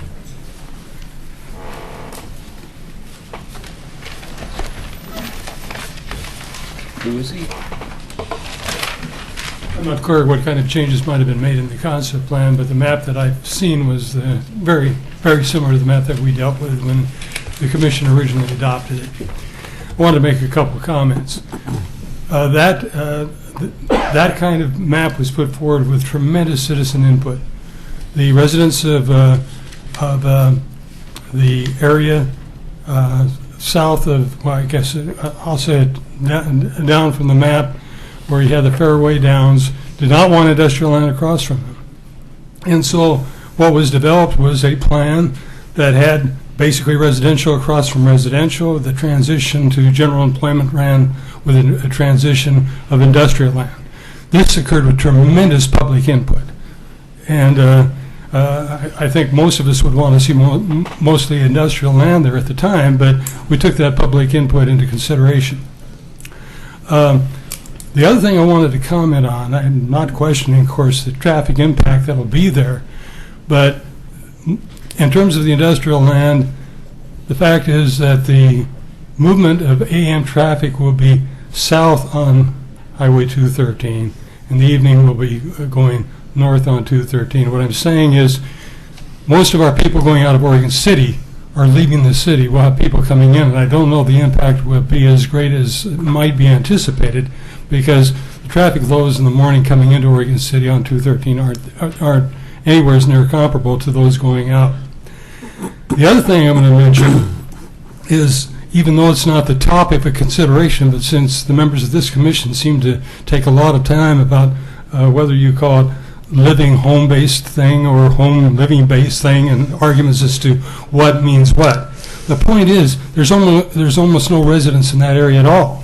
You zone it for what the thought is, cottage industries, then that's what people are going to move into. And if you have a person that's going to move into it, start a business, decide not to want it anymore, starts complaining about businesses around them, that's what they moved into. So if you form that zoning, you have that zoning.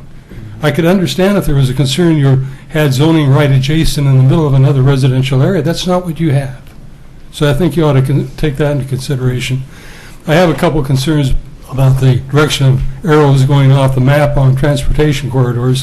One of them would show you going right into a steep slope area, but those are concept plans, so I'm not that concerned about it. So I hope that I stayed within my time period. Thanks, Doug. Thank you, Doug. So if you move next to an airport, you're not allowed to complain about it? That's right. Okay. Sorry, but that's not the way it works in reality. Yeah. It does in the Navy. Now, I have one more person signed up to living on speak, Marine Drive which is aren't in the Christine Navy. Kozinski. If there's anybody who has not spoken, who would like to speak, this would be the time to fill out your paper and give that to Pete.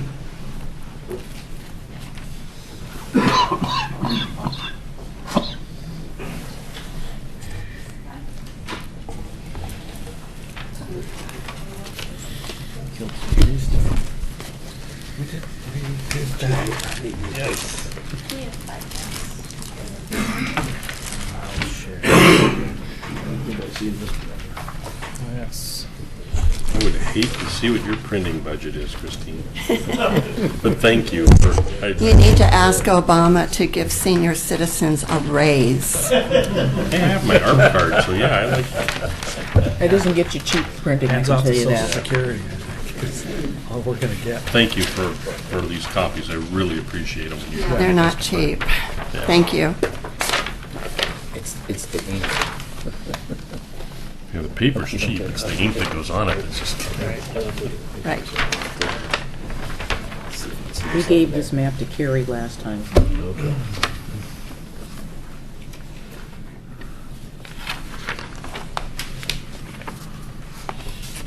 Ready. We're ready.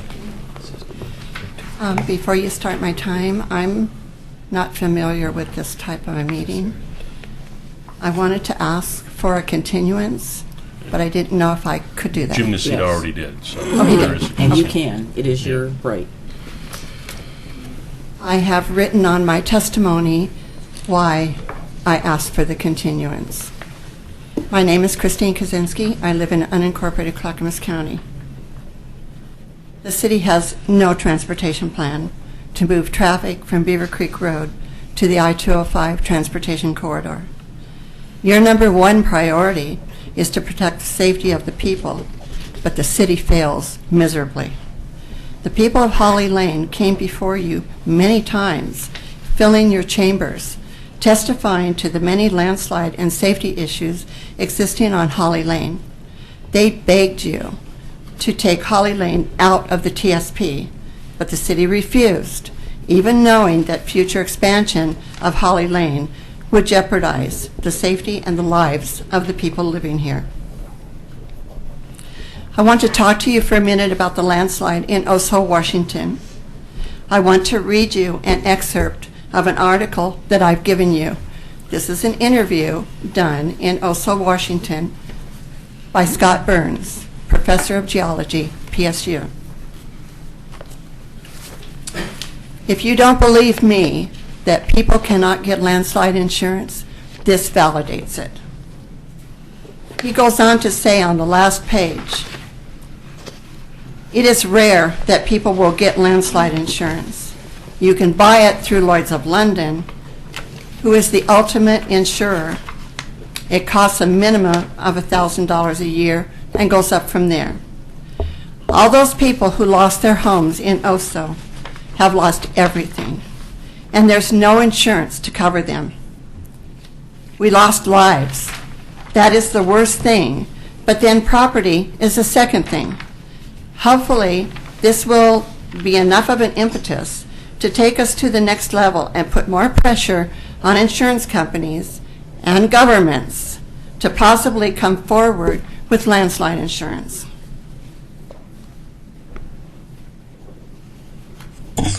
Two weeks ago, I testified to you that Lloyd's of London is the only person in the entire world that will underwrite landslide and earthquake insurance. If property is within 1 mile of a previous landslide, you will be denied. Therefore, the numerous landslides on Henry Road, Beaver Lake, Thayer, Highway 213, all of these make it impossible for homeowners in the Beaver Creek plan to obtain insurance. And now I'll refer you to this map.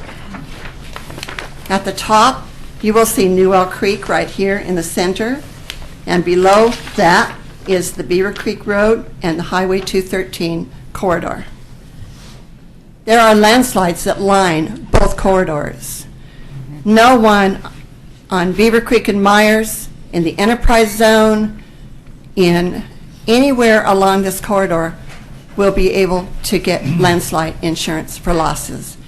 The other thing is, they're not being told. That's the big lie. The city, the developer, they're all too willing to approve and sell new homes. But people don't know they can't get landslide insurance until the big one happens. They are devastated, most go bankrupt, and walk away.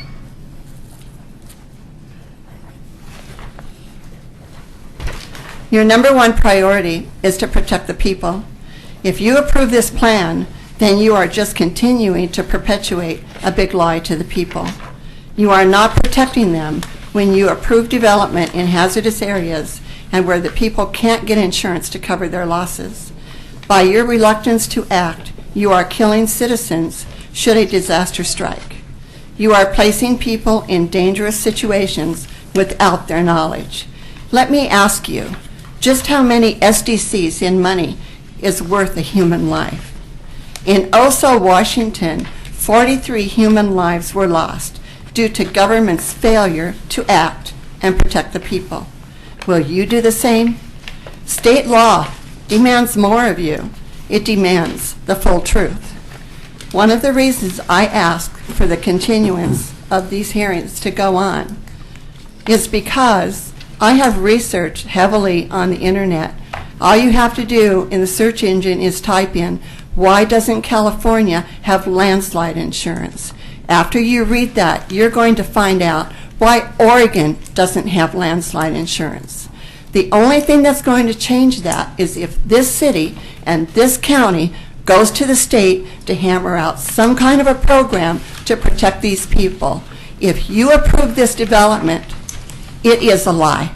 Thank you. Thank you, Christine. Thank you, Christine. Thank you. I have one more person who has signed up to speak, Rose Holden.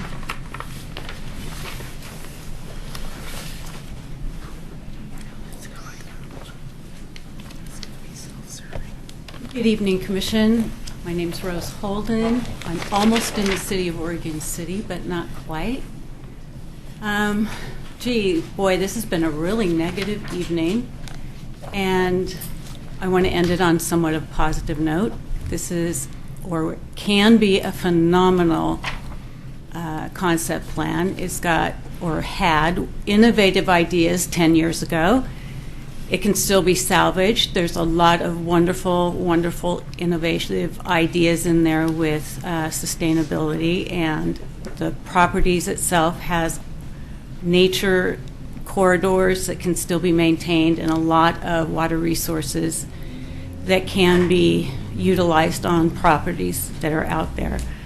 I am really hoping that a lot of the scare tactics that are going on tonight won't be taken to heart, and that we trust the city staff to have done their job.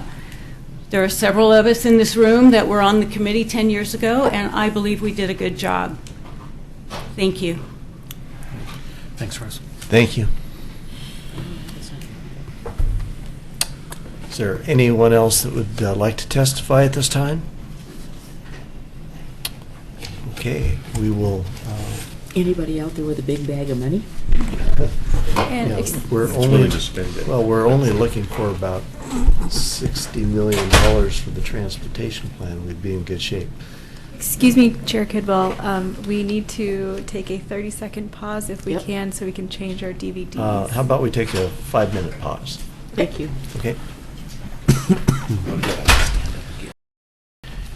And move forward with the resolution, or we can continue the resolution and leave the public testimony open. I think we need to continue it, leave it open. We have at least one person who would have spoke but couldn't. And we have that ordinance from '92 that we need to get some background on that might govern our outcome. Well, it's going to govern other outcomes as well. But this is one. Right, I know. So I'd move that we continue. The other button. So I'd move that we continue this till the December 14th meeting. Second. And leave the record open. We have any discussion on this? Yes, we can. Okay.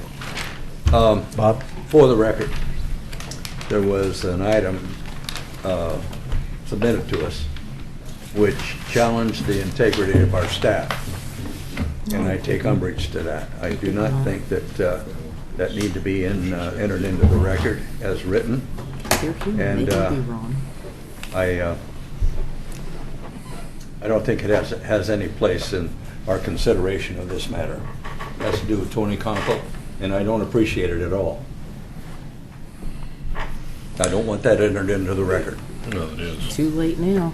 Yeah, it's too late now. Unfortunately, it's not something that can be struck from the record, but certainly I give don't it the wanna be- appropriate weight. Yeah, I don't want it to be considered. I agree. I think that, but we can all look at that and separate it from our Yeah, analysis. I of guess the that's what I'm project. asking. Yeah.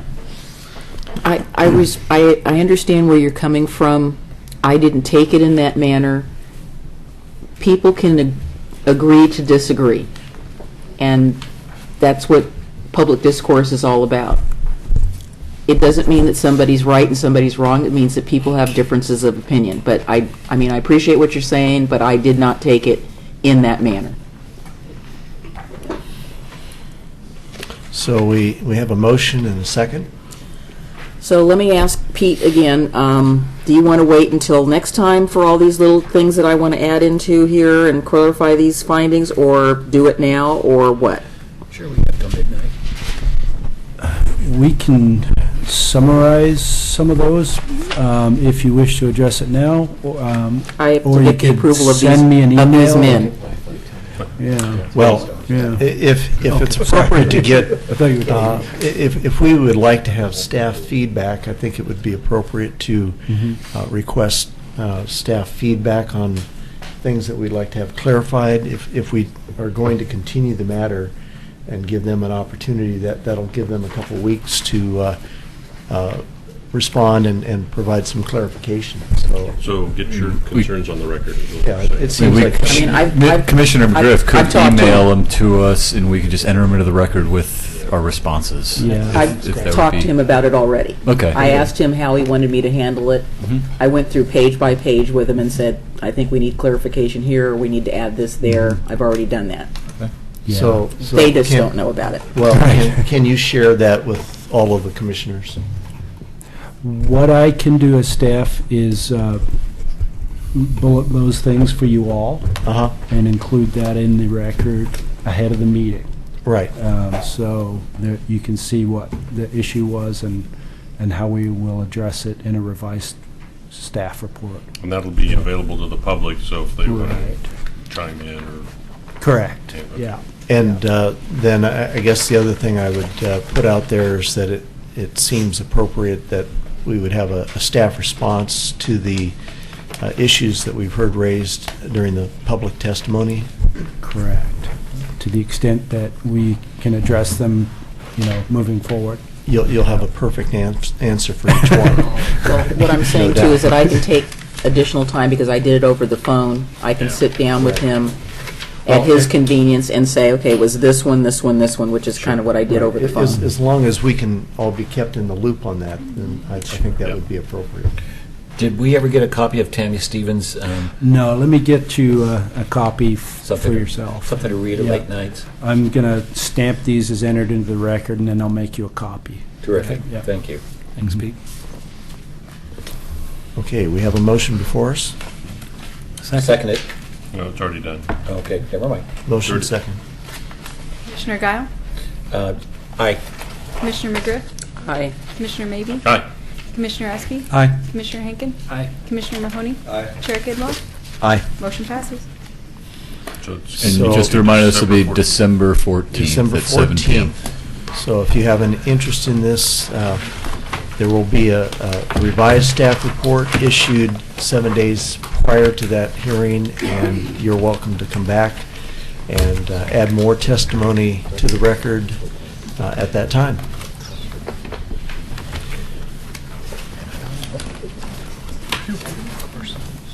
Okay. You want to announce we're moving into a work session? So you're welcome to stay and listen. We have a work session on the Cove Phase 1 application. The work session is explaining files CP 15-01, Concept Master Plan Amendment, Detailed Development Plan, NR 15-05, National Resource Overlay, District Review, and US 15-06, Geological Hazards Overlay District Review.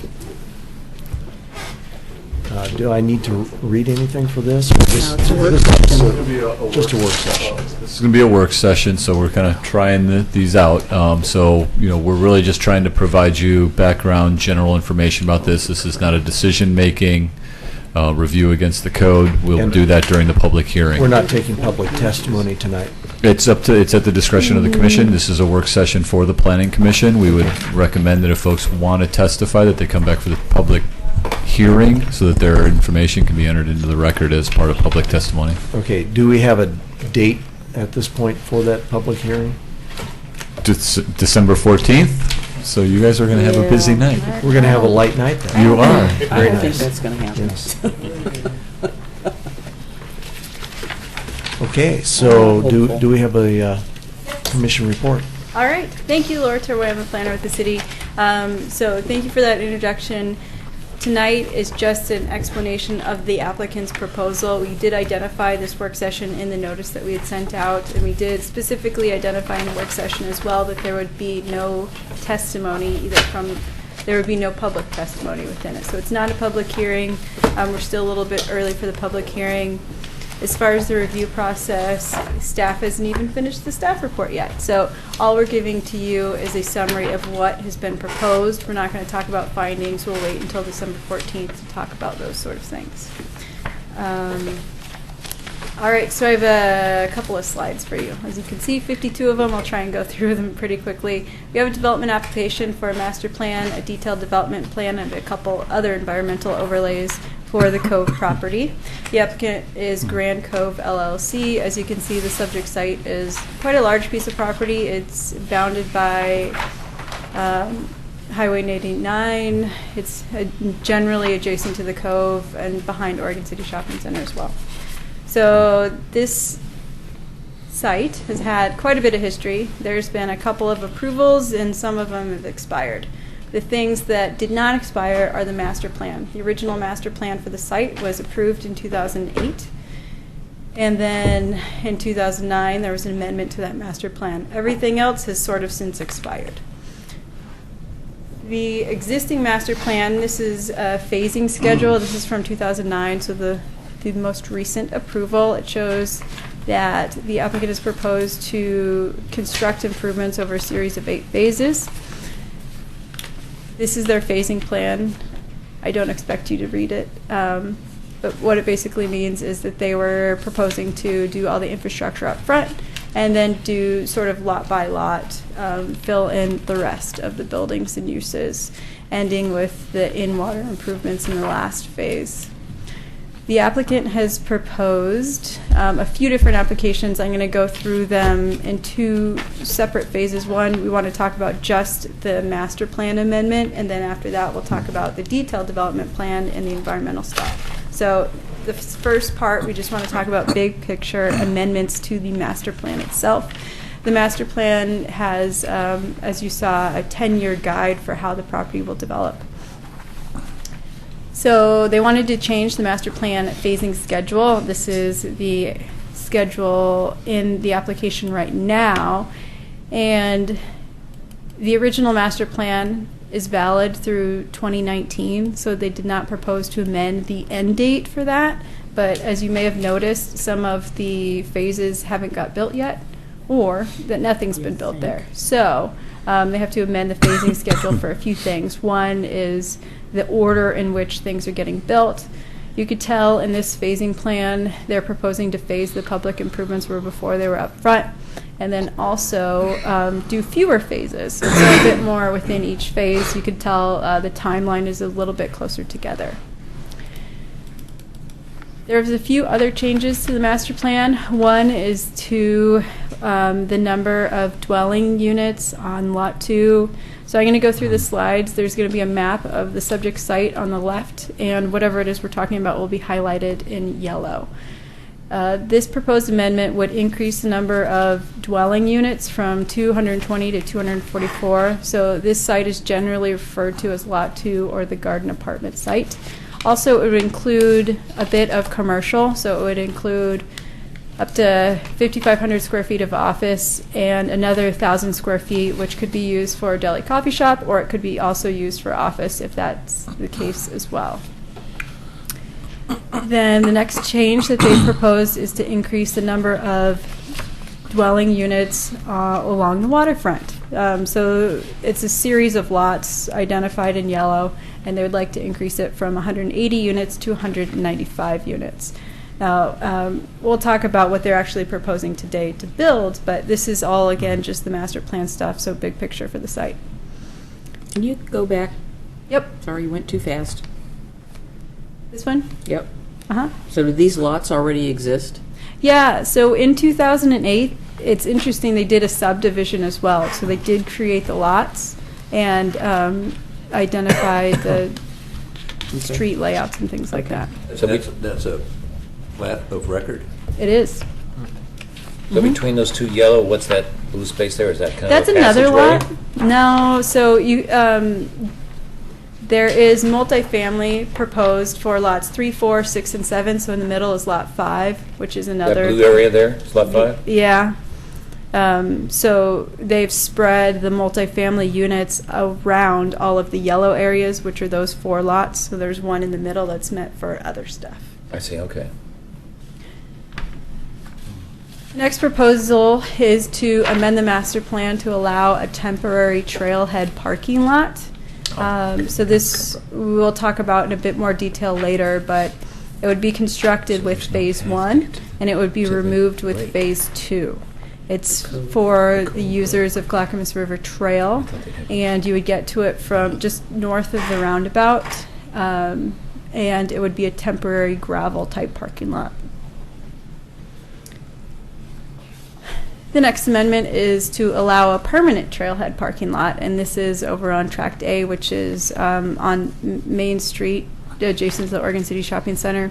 It was previously identified as a stormwater facility, and that is proposed to be installed in phase 2 of their master plan. There's no identification of how many parking stalls or details regarding it, just the general idea of a parking lot at this point. Okay, so what's happening to the stormwater? So they would have to address it with each phase of development. So Okay. we can bring you more on that on December 14th. Then another one is to change the Main Street design. So the section identified in yellow, it's a shorter section because there's a roundabout proposed in there. Let's see if I can get this little thing to work on the screen. All right, we'll move over there. So there's a roundabout proposed for essentially near the end of the yellow strip. And there's a street design is split up into a crown section and a shed section. We can identify exact location of the sections in a little bit, but the applicant has proposed to reduce what that crown section looks like, so making the planter strip a little bit smaller and the sidewalk a little bit bigger. This is the previously approved sections. So the top one is what was approved in the 2009 master plan, and then the bottom one is what they've proposed today. Again, a little smaller planter strip, a little wider sidewalk. Then they would also like to amend the Agnes Street design. So they had previously approved, again, a crown section and a shed section for Agnes Street, and they wanted to replace it with all one design. So rather than break up the street into two separate designs, it would just be one design along Agnes. And when we're talking about Agnes, we're talking about new Agnes. So there's this old Agnes, new Agnes. So there was what kind of looks like street, but when they did the subdivision plat in 2008, there is an actual Agnes Road that is scooted over a little bit closer to the cove. I mean Agnes Avenue. Avenue. Yeah. Yeah, thank you. So the new Agnes Avenue would have the following design. So again, it would have a continuous design throughout the entire roadway. Is the new Agnes going to have the really nice huge jumps, so when you're doing like 25, you can get nothing but air? If we can hope. That's the old Agnes. That's like I know, it's the new Yeah. one. It's still settling, so There yeah. you go. Thrill seeker. Oh, 2 motor mounts on that. So we're almost done with the changes of the master plan. Then also, the applicant proposed to amend the extension. So Agnes sort of comes to an end, and then there is an extension of Agnes that connects to Washington Street. In the 2009 approval, there was a condition of approval that identified it to be 20 feet paved path. And the applicant would like to do a 12-foot paved path with 4-foot gravel shoulders on either side. The pathway is intended to be a multi-use path for emergency vehicles. The applicant's identified removable bollards at the end of it as well. The last proposal to adjust the master plan includes amending applicable sections of the code. There are essentially 5 amendments they've proposed. We'll get into them in a bit more detail as they relate to the application, but they would allow slightly taller walls, but they've mitigated it with landscaping and breaking up of the walls. So the rockery walls are located in front of the development and the street. So it's between the building and the street. What you'll see in a second is that the buildings are going to be a lot higher than the street. So the applicant's going to have to bring in a lot of dirt to raise up the elevation of the buildings out of the floodplain. So they'll be significantly higher. So one of the proposals is to allow sort of smaller versions of retaining walls going through between the building and the street. They'll be broken up into many smaller segments. They'll be kind of set back from the right-of-way. They'll be disguised with landscaping. So basically there'd be the terrace that the buildings are on, the rock wall, and then like a garden terrace, and then the road. So it would be like a couple of rock walls Right. here and there and spread around and kind of in a more organic type fashion. But yeah, exactly right. Stepped terraces. Yep. So how much grade elevation are we talking about to get it up above the floodplain? That's a good question. Let me skip to that. There's a lot of dirt that needs to move to bring the site up. Only 108 cubic yards. That is just the site within the, Thousand. that is just the yardage within the floodplain. The floodplain is at 50.7, and so there would be additional, potential yardage above 50.7 as well. So the site is in the floodplain, and in Oregon City, if you build in the floodplain, you have to balance out your cut and fill. So for every cubic yard of soil you're adding into the floodplain, you have to take away a cubic yard somewhere else. And in this particular case, we know the buildings have to be out of the floodplain, so in order to do that, they have to bring in a lot of dirt to do that. And that's why in this proposal, they're proposing to grade the North Park. So that's that little orange stripy area. So they would be cutting out sort of a bowl for the North Park now, and then putting some of that dirt onto Lot 2.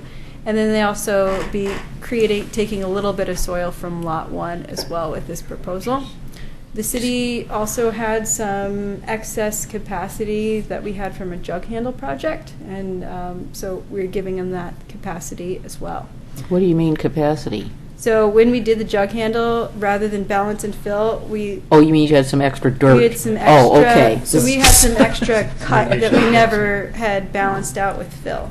So we had extra storage to give away, and that's what we did.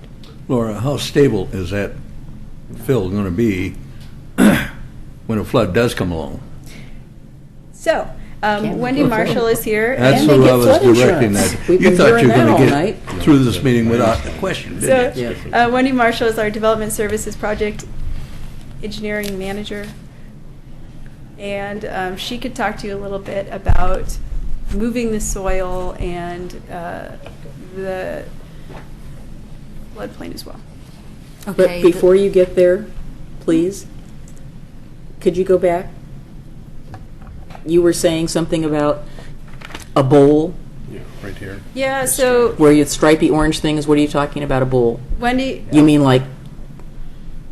So like that. So... like that. This... That's so clear. Sorry, it's not very clear. Area generally identified in the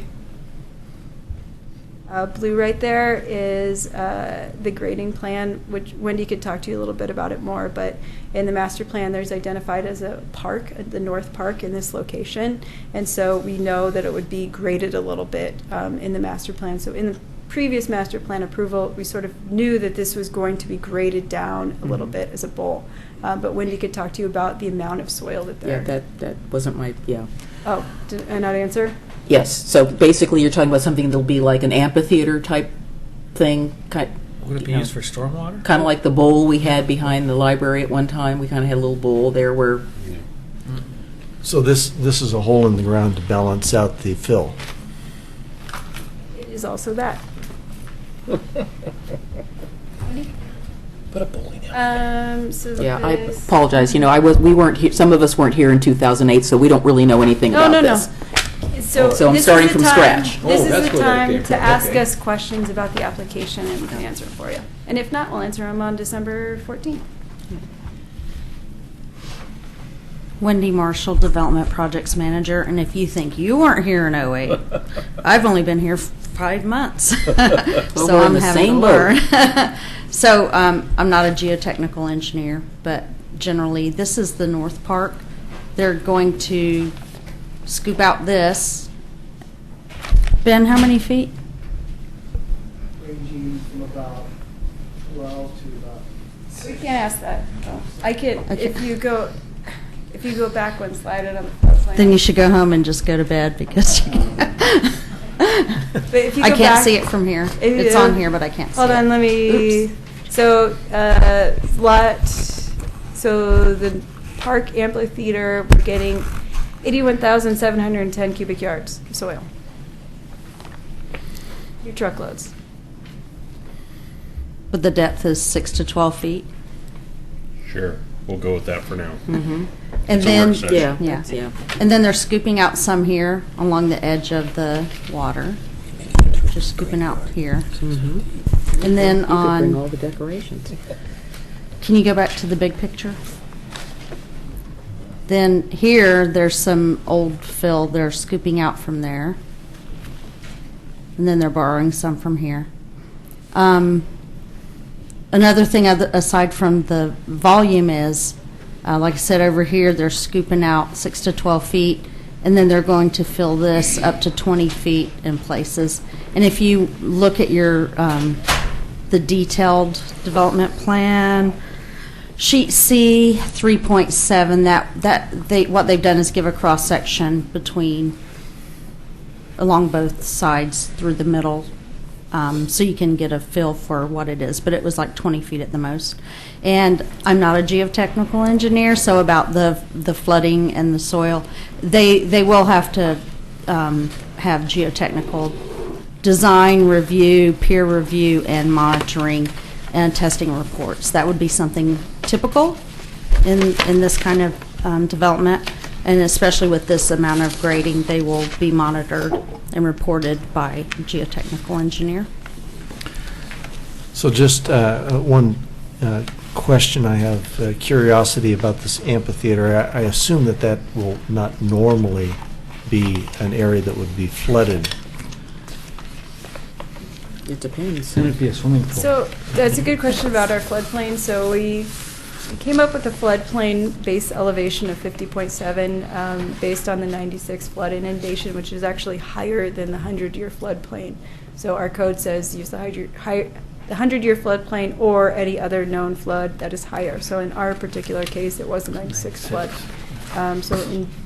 We wouldn't expect it to be that high every year, but. Can I change the subject a little bit?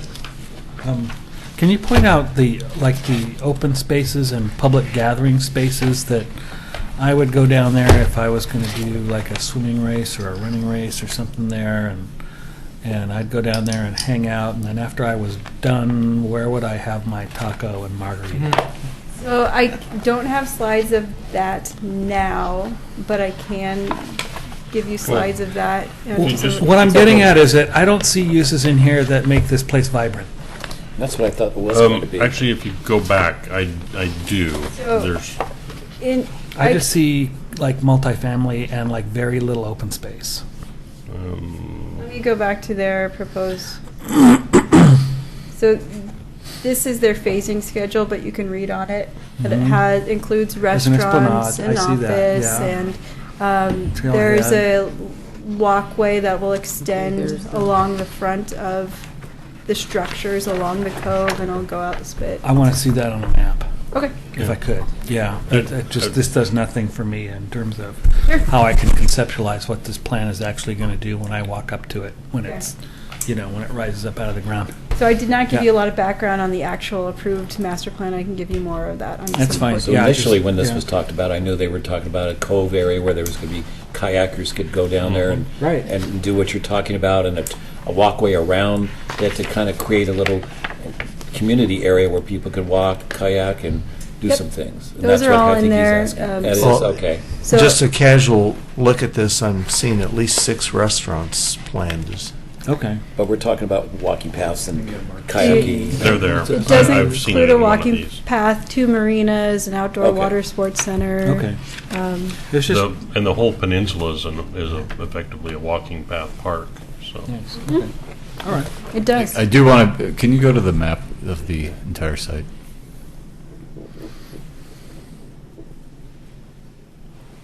There. Yeah, go Back back. it up. This one. Yeah, that There one. you go. See, Yeah. there's your Okay. green spaces. So we can come back with more description. It does include a river, esplanade along between lots 3, 4, 5, 6, 7, and the cove itself. 20 foot wide, roughly where lot 5 is. We've had discussions with the developer concerning the urban renewal pieces, which is everything except lot 2. So lot 2 is not part of urban renewal, but it is part of this project originally. You can see where lot 5 is in the middle with tract F, which is actually on Tri-City property.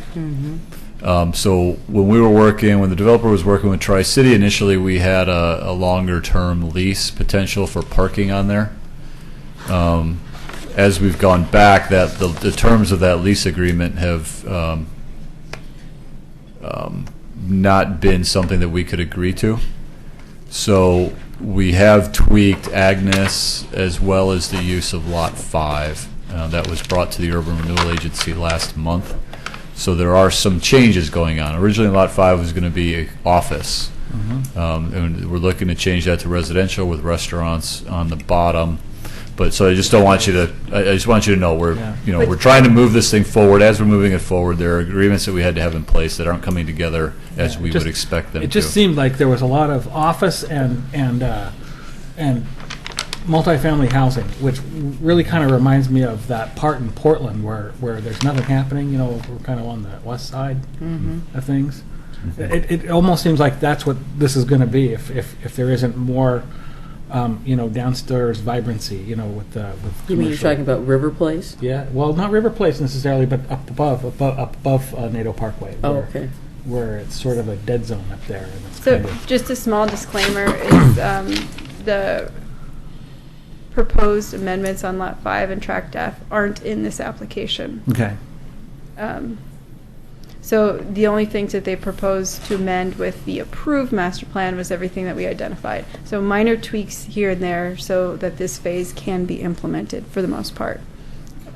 If they want to change the master plan, say with phase 2, then they would come back and do that then.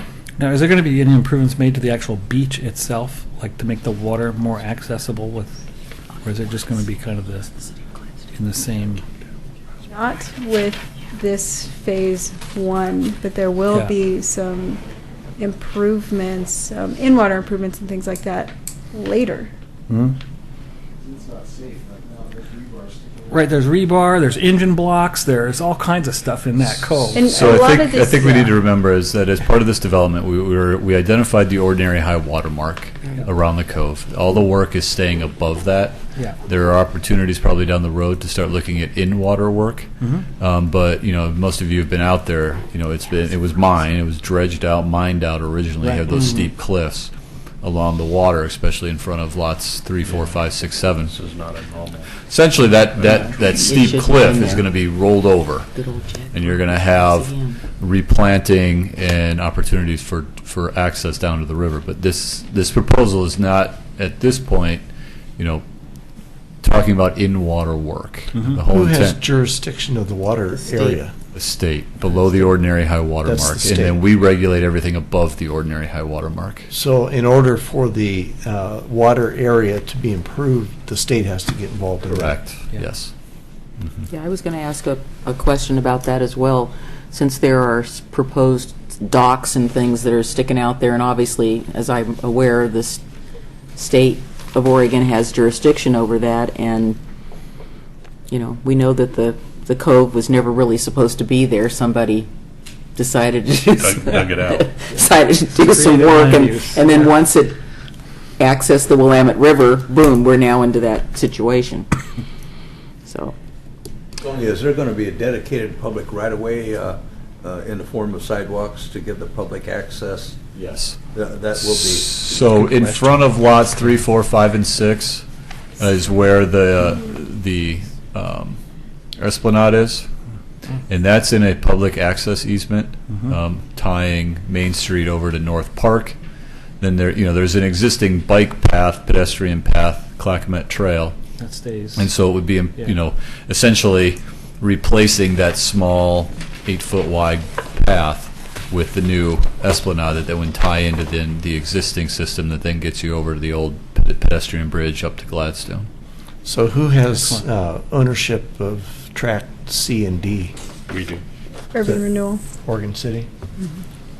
So that's the city's responsibility for maintenance? We've negotiated some of the maintenance requirements for the first couple of years on the upkeep of those tracks. Who's responsible for development of the trails? The developer is, yes. You're talking the Esplanade? The trails that take you out to tract D? That is part of the development proposal as well. Okay. Yeah. And then the piece that was owned by the city of Gladstone? I'm sorry. No, It's this would still- tie into Clackamas River Trail, then continues to the old 82nd pedestrian bridge that then ties up into Gladstone. Okay. All right. So are there any questions on the grading or the floodplain piece? I feel it from you. Just one slight tangent. With all the dirt we're moving around, do we have any reason to think that there's anything we should be sensitive for cultural or historical? Anything like that? We do, as required in our code, we send notice to the State Historic Preservation Office that we are doing ground disturbance for all of our improvements. So we did that with this as well.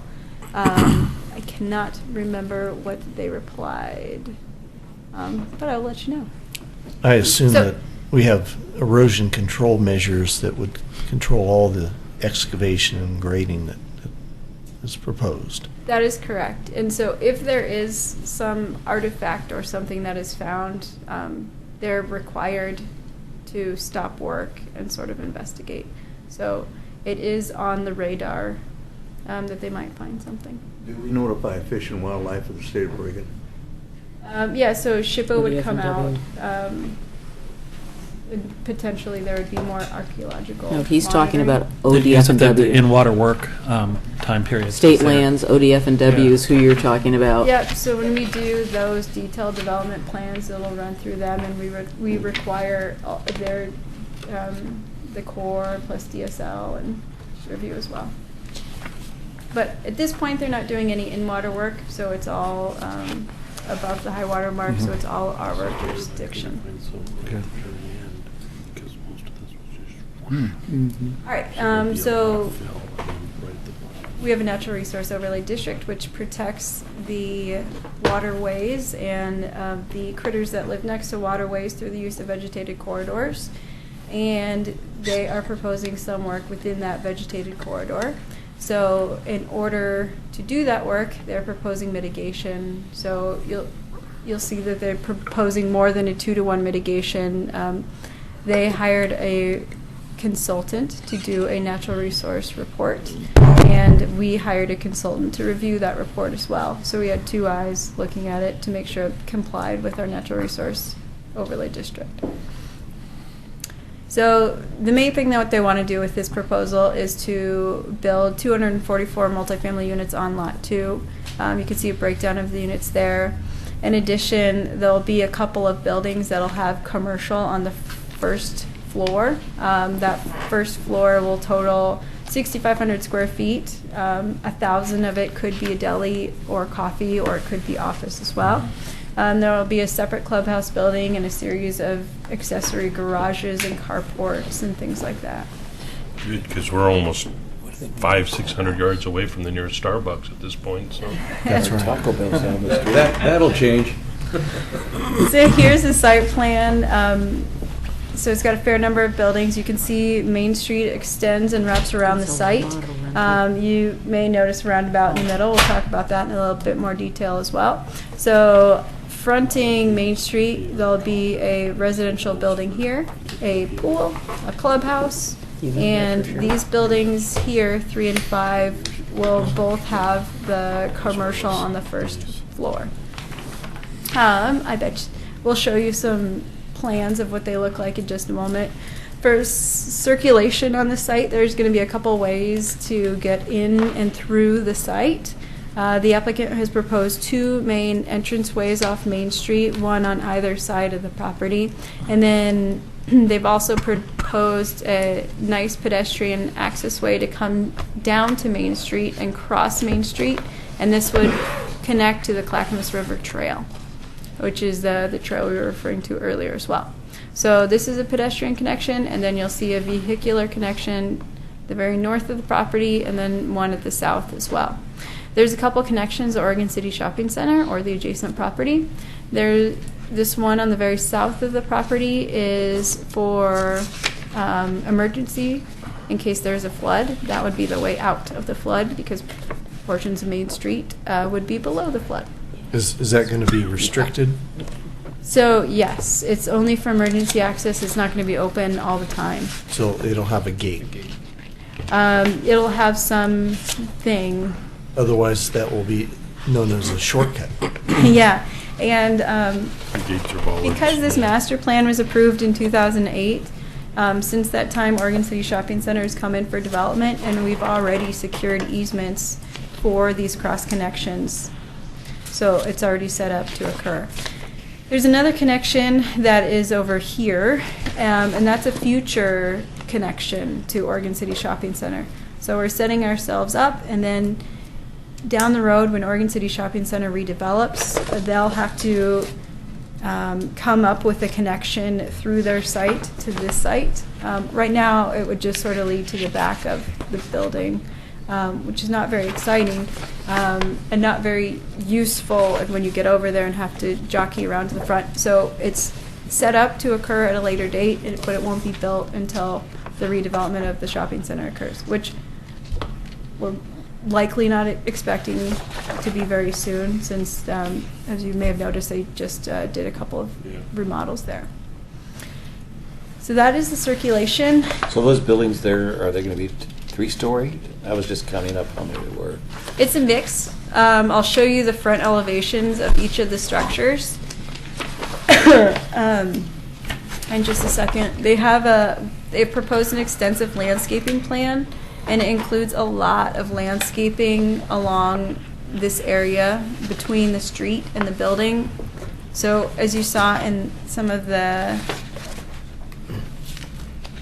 renderings, the buildings aren't going to be set up on the street, and they're going to be higher and they're going to be further back away. So that's space that is actually not required to be landscaping. They're proposing mitigation with landscaping.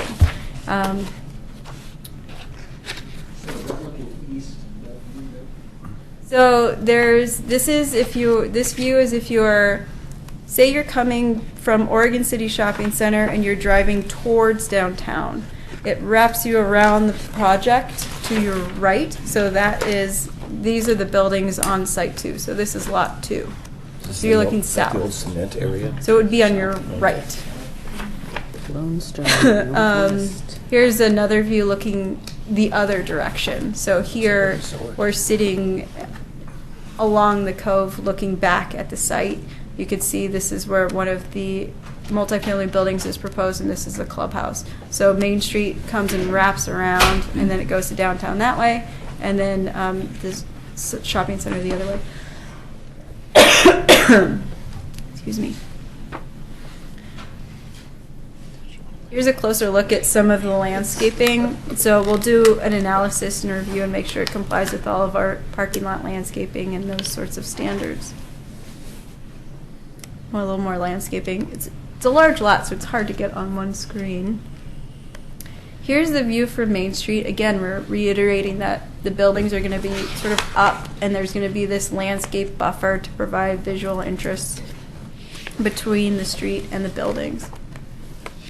I know it's a little more detailed at this point in time, but are we encouraging them to use, I notice there's some stone veneer, are we encouraging them to use materials that are indigenous to the Pacific Northwest? And, you know, I hate to bring it up, but not like the stuff that they threw on the McDonald's, which is just not good.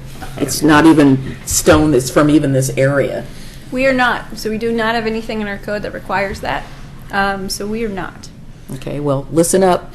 We hope it's not fake-looking material that doesn't belong in the Pacific Northwest, please. It'll be adobe and stucco, just like good old Oregon. Manufactured rocks. Yes. I'm gonna. And after the first rain. I'll show you real quick what each of the buildings looks like. Again, because they're required to orient towards the street, but we know that they're going to be accessed from the back of the building. So we're looking at ways in which they mitigated that, right? They have these landscaping, they have some pedestrian access ways. Here's the first building. Every building I'm going to show you is going to have this map here with a yellow star of what building I'm talking about, since there's quite a few buildings. So this is building A, which is the clubhouse. You'll see it has a nice grand entrance with lots of windows, so it sort of looks like a main entrance. So that'll be for the residents, like an HOA would have? Yeah, it's a pretty neat design. So it's got a big open space with fireplaces, and there's fire pits and things outside the building. But it's got like a dog washing station, a place to work on your bike. I don't care about that. I just want to know if it's public or is it private. It's private. Sounds like it. It was not. It's not public. Okay. You can't take your dog there. And are these market rate? We don't know. It's not, so we don't, there's nothing in the master plan that regulates the price, and there's nothing in our code that regulates the price either. So this whole site has been sold off to a developer, and this is the development for that, so it's unattached from urban renewal at this point. I see. Here's the first building. So building B is that top one, right closest to Oregon City Shopping Center. Again, you'll see that it's got the first floor is set up quite a bit from the ground below it, but they'll have that landscaping plan to kind of mitigate for that. They've chosen a variety of architectural materials and sidings to break up that facade, so it's not just a large blank While wall. it's set up, are those areas that are below, is that some storage area or a parking area, or is that just a base area right there? There's some common area, so to show a main entrance way, you can get in, so there's like a covered patio kind of thing, but underneath the building, and you can get up Where to the those front lines of the are building. straight across like that? Mhm. I was wondering if that was, like, they could rent storage space for the car or something, It's or is no, that so just, there's no car connection. just a base? Mm-hmm. So if you wanted to throw a nice summer party and have it covered or something like that, then you would go up the walkway and it would lead you underneath the building to the front, So those to the are back. open spaces underneath the building, that's what that is? Mm-hmm. That's So what there's you're like a hallway that goes up to the parking lot side, which Right. again, we're considering the back. Okay. So this is the front. And then building C, as you can see, it faces the parking lot. It's like Timberline. We'll sort of cruise through some of these. Building D, this is one of the ones with the commercial on it. So that first floor, you'll see lots of windows and commercial spaces with multifamily above. Building E, again, we're back into the parking lot. Building F, this is the second and last building that has commercial, the office with maybe restaurant-y type use in there as well. When you say parking lot, are you talking about underground parking below the units, or? Well, that's what I was asking. So there's no parking structures at all in this application. So there's the two facades for these ones facing Main Street. We know that buildings have to face the street, they have to have their entranceway on the street. So these are the Main Street facades. So this is the view facing the street, Mhm. opposite the parking lot. So this is what we consider the front. We would consider the parking lot the back. So it appears that there's a long balcony or deck or something. Is that for public access? Yeah, so those would be those commercial uses. And so Okay. they would have a pedestrian system that sort of connects most of the buildings at front Main Street. So you could start on this over here, sorry with the pointer, you could start on an access way and go kind of between over to here. And then you cut up here On the Main Street side? on the Main Street front side. Or not that it's critical, but I was just wondering, in the parking lot, is there any covered parking? Yes, there is. There Okay. is a variety of garages Okay. as well as carports. All right. Couldn't So tell it's by not the all picture. covered or not all uncovered. It's sort of a mixture thereof. Here's the building 6. It's facing the parking lot. Building 7. So we have a requirement that buildings sort of be different and they're not all the same. So you'll notice some of these are different heights, there's some are different sizes, or different materials on the outside. Here's building J. It's on the parking lot side. Another building in the back. You want to go back one, please? Yeah. Are there, like, parts of the drawing missing, Yeah, it's or are funny those looking. weird umbrella structures on the roof? They're in white. Those are viewing for No, like, that sky. that'd be a fourth floor, probably Yeah, a it's up on a the- loft. Yeah. There is a 4th floor, yep. That's a roof line right there. Yeah, yeah. So they, There's just no shingles. It just Yeah, looks weird from. This is roof in between. Yeah, that's what I was just telling him. That would either be a fourth floor or a loft. I understand. there's It's the some other gaps lines between in that there makes that it were, look like umbrellas. it was very complicated, so I cut Yeah, them that- out. But some of Okay, the that's lines fine. are still there on the sides that you That's can tell. roofing material. So yeah, in order to make sure that the buildings aren't all the same, some of them have a 4th floor. Sure. Now, what Damon should be asking is why are they using a white roof there? We have a materials board. I was waiting for that It's to not come. exactly a white roof, but It's probably a moot point, not important, but I'm not familiar nowadays. With these kind of 3 floors like that, is there 80, sorry, it's got my leg up here resting.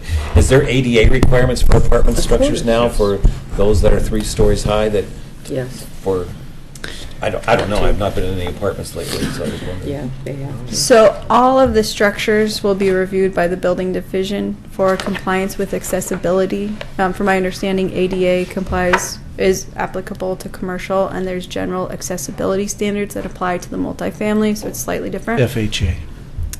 There you go. Elevator? So No, they will be FHA reviewed. requires multifamily units to be accessible. Okay, I didn't know, so that's why I thought I'd Federal ask. Hazard Administration. Okay. So is it served by elevators? I don't know. Or ramps. I will let you know. Skyhooks. I don't think. I don't think that there are any elevators. Ramps. That's a ski jump. I didn't see any elevators. Nothing Bungee lifts. sticks in my Skateboarders. mind. Now that I'm using crutches every once in a while, I have to deal with these things. So here's those garages that we're kind of talking about. You can see on the stars on the map, there's a few of them of various sizes. One seems to be like just off in the boonies compared to the buildings that it's serving. The one, I see what you mean. Butting up against 205. 5, yeah. That It's a one. soundproofing. Yeah. So Little freeway. not only are they proposing to build multifamily and commercial, but they're also proposing to build public improvements. So with this, in this case, they're building the abutting portion of Main Street, or majority of it. The section abutting this part of the roundabout is the shed section, and there's a cross-section of what will that will entail. So it'll include a sidewalk on the Cove side. So these are all pulled from the previously approved master plans unless we identified an amendment. In this particular case, we're just talking about widening the sidewalk a little bit 2%. for an amendment. There's a roundabout. 2%. The roundabout is proposed where New Agnes and Main Street connect. So in the site plan, you'll notice that there are the two buildings that had commercial on the first floor, so they're sort of set right by the roundabout. And then there is the crown section of Main Street as well. The applicant has proposed street improvements that will extend to 205, so sort of a little tail will extend a little bit past their property as well. With this development proposal, they're proposing to build the temporary trailhead parking lot. So before we talked about it as an amendment to the master plan, now we're talking about construction of the parking lot. It's going to be gravel. There will be an ADA access way connecting to one spot. There'll be one accessible spot that's paved, and then it'll connect to the Clackamas River Trail. This map down here shows sort of how those connections will be to the trail. So Why there's only one? one ADA stall? I will tell you on December 14th. I don't know what the requirements are. Is there a number you're looking for? No. Okay. It just seemed like that was not adequate. All right. But I do know that the building department will review it to make sure that it is compliant with their standards. They have reviewed this development proposal so far and given initial feedback on it. So the other thing we want to talk about is, so they're scooping out some soil in the North Park area, and some of that location where they want to scoop out the soil is where the existing Clackamas River Trail is. So the applicant is proposing to maintain a trail at all times. So what they're going to do is build an alternate route and then remove the existing trail, and that alternate route will be there until they come back and do the North Park improvements at a later phase. So the existing trail you can see on the screen is identified in light gray, and then that temporary trail, it'll be sort of moved over a little bit, so in order to do the grading that's proposed. So it's temporary for now. It's going to be the same width, and it's going to be asphalt. So it'll be a hard surface, just like the existing trail. It's a permanent trail. Oh, I thought it was something like pervious. That's all I had. That's all 52 slides. I know. I apologize. I really wish that you had just done an overview in addition to what you already did. I am so confused and lost right now. I'm not feeling comfortable that I'd be prepared on December the 14th to do this. So at this point, there are the tweaks to the master plan, but what you should feel comfortable with is the detailed development plan in the Lot 2. I'm not, but that's my Is problem. there more information that you want Yes, to I'd find like you to go about? back to the beginning. You said you didn't have an overview of what the master plan is. Okay. I will provide an overview of the master plan. So it's essentially a map of uses and where those uses are. I do have, well, this might take a while, their That's all right. phasing plan, which includes everything that's going to be in the master plan.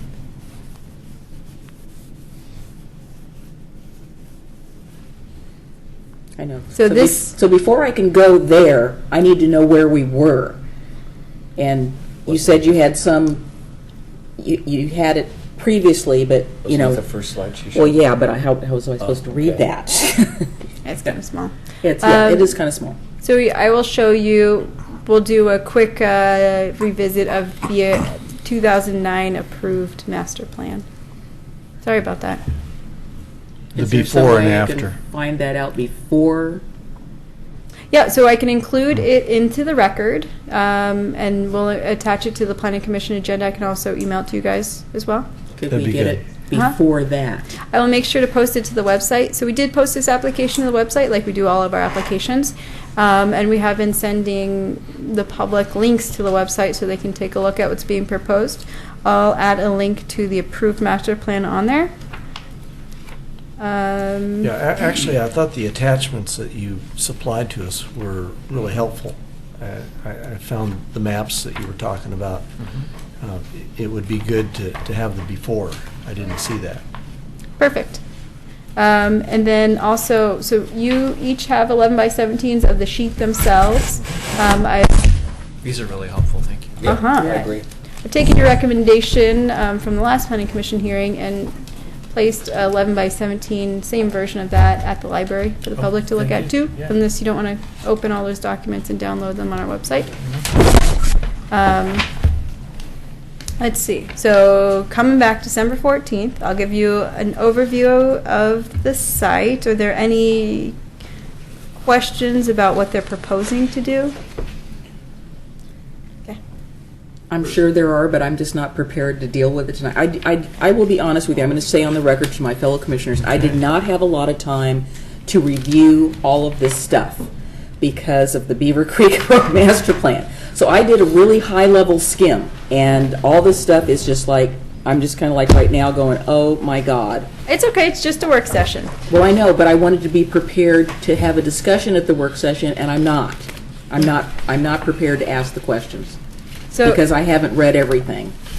You didn't go through this before the meeting started? So it looks like a lot, but I mean, most of it is It pretty is a lot. standard. I mean, for us, it would be like a typical site plan design review for Lot 2, plus a couple of changes to the master plan. And that's a really reason why it's before you, is because of the changes to the master You've got plan. Thanksgiving to go through all this. You've got lots of time. I'm cooking, buddy. I guess the only other thing is, some of them are self-evident as to why they want to make the change.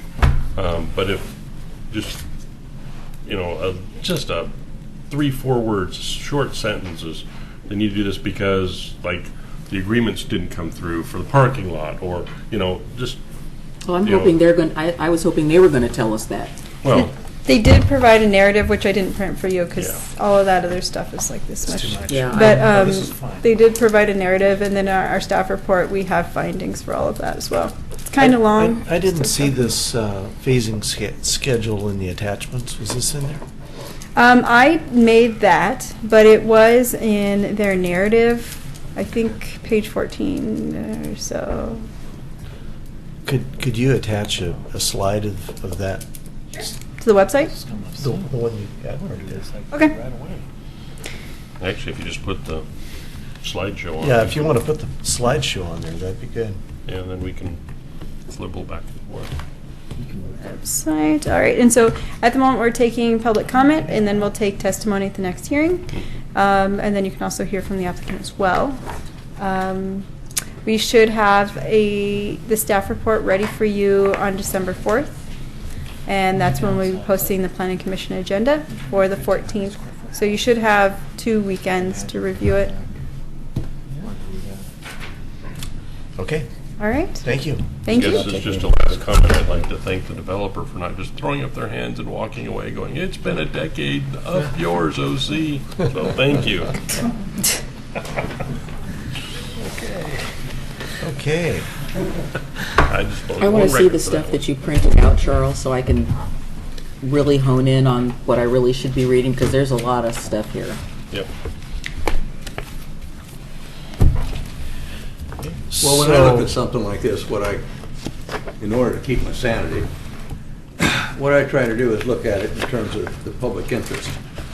Where's the public interest affected? And that reduces it down to just not a whole lot of things.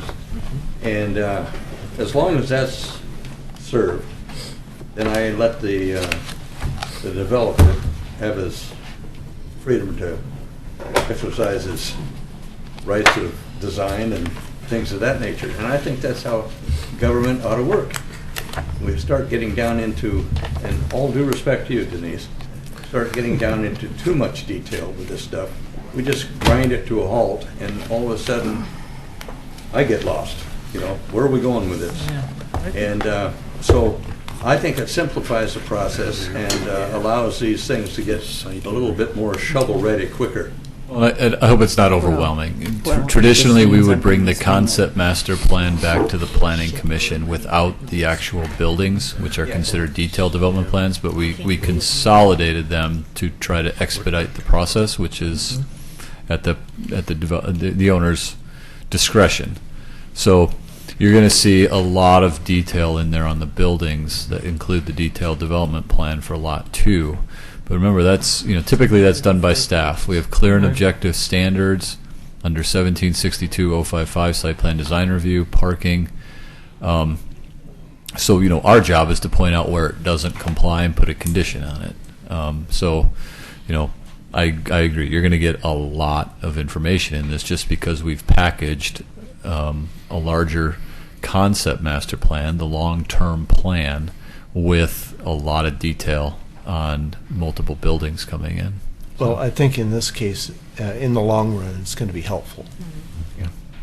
It may be a little overwhelming initially, but I think it'll be helpful in the long run. Yeah, I would really recommend, the objective here is to look at the concept, the master plan of it, and are we comfortable with what's being proposed and the amendments that are being changed. Remember, we've been through this multiple times. It's been vetted quite a bit. And we're just asking to tweak it based on our code requires us to bring certain things back to the Planning Commission if certain criteria are being met. And that's what's happening here. I think Denise's comment that it's mainly, I think, a matter of understanding what's changing. Yeah. What was approved and what we're looking at now. What's the delta? Right. And I think the difficult part with these is, as I said earlier, is we already know that there's going to be additional changes just because of the negotiations that are occurring with other organizations that we don't have control over. So you're potentially seeing this again at some later date. It's a 10-year master plan. We'll be here seeing it for 10 years. Yep. As the market changes, as the reality of the situation changes. Not us, somebody else. I don't know how long you've been here. Too long. Okay. Let's move to communications. Tony. The one communication I have is we may be bringing back, we have a joint EPA brownfield grant that we're applying for with Metro and Clackamas County. It would essentially be focused on the 99E corridor from the Blue Heron site north to the North Industrial Lands of Milwaukee. And so it's trying to identify brownfields with willing property owners who would like to invest in the timings right for phase 1, phase 2 environmental assessments. What that does with willing property owners is it potentially starts to identify the liabilities that may or may not exist on a site, which can help them with sales of properties or receiving loans for investment in that property again. So I believe that the application is due December 18th. If the commission is supportive of something like that, I could put together a letter of support from the Planning Commission to submit with that application. And as part of that joint applications, it's a $600,000 grant. Obviously, one of the prime candidates has already been identified, being the Willamette Falls Legacy Project. But there are certainly other underground storage tanks that may have held heating fuel in downtown in close proximity to 99E, or gas stations that have underground storage tanks that do exist. As part of this,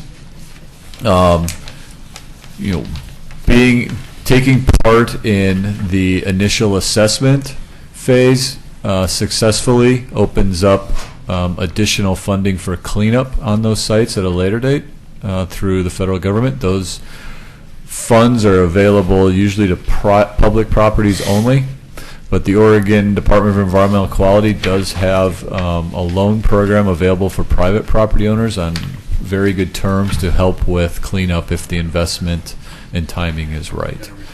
So that's one thing we've been working on. I had the fortune to work in that program and had quite a few phase 1, phase 2s, Yep. and then got people to the application process to get the low interest loan for the rest of the work. Yep. So it is a good works. program. It's a very good program, and it's just a matter of getting the information out to people and explaining to them, because generally they don't know about this stuff. Yep. Is there a match involved for the grant? Is there It certainly helps, but there is no required match. But we do put together staff time, public engagement that'll be going into it. So there is no requirement of a cash match for the $600,000. We actually held a open house last Friday at the Museum of the Oregon Trail, inviting potential users. So we got a lot of folks from Milwaukee, Oak Grove, I don't know if there was a Gladstone person. There may have been. But, just trying to identify interested parties who not only could be a letter of support, but could also be involved. Last time Metro had this grant, they had an advisory committee made up, of which applications were considered and ranked, and then a recommendation was made to the Metro Council for awarding of those grants. So we could see a similar type of public engagement and vetting process with this if we're successful. So that's my main update for tonight. I wanted to Small tell you property how successful the county planning department was in the zoning of McLaughlin Boulevard from Oregon City to Milwaukee, and that we had that entire boulevard zoned residential from Oregon City to Milwaukee along McLaughlin Boulevard. That's how successful and far-reaching our vision was. Currently? Or Oh, we did in 1960. Oh, in 1960. 1960. I was like, wait a minute. I'm sorry, I should have. Is that car dealership a home I op? was assisting zoning administrator. Really big garage. And our vision showed that. I just wanted to point out how successful we were. Which was insane, because Armstrong Buick was already there, and almost all the RV, which are now car dealerships, but they were all RV dealerships at that point. Were already in place. We had all that nailed. Yeah. So we get to blame it all on you now, huh? You can, yeah. Okay. Yeah. So I have one item of communication. I made a annual report to the City Commission last Wednesday. I wish we would have known. I would have shown That too. Just to let you know, we're all going to be fired at the end Did of you the let year. us know about that in advance? Yeah, I would have been Yes, there. because it was in the agenda for the city commission, which we all look at, so that we know what's coming up in front of This this. is We're this too is busy what I- looking at the planning. This is commission. what I told them. Yep. Could you And, please send that to all of us? That would have been, I appreciate the fact that you did that, because I was going to ask when we were supposed to be doing that, and I think next time you need to let us know in advance, So we could cheer. And so we can either all go or approve or disapprove whatever you're going to say. I I said horrible things about us. I'm sure you did, but. Tony was there, he knows. I did. Well, I mean, I was in town last Wednesday. I could have easily come. Thought you did. He did not get the gavel. He That got was the the night it was suit. cold and rainy No, and windy. that's his thing. I don't go to the city commission meetings. There was a lot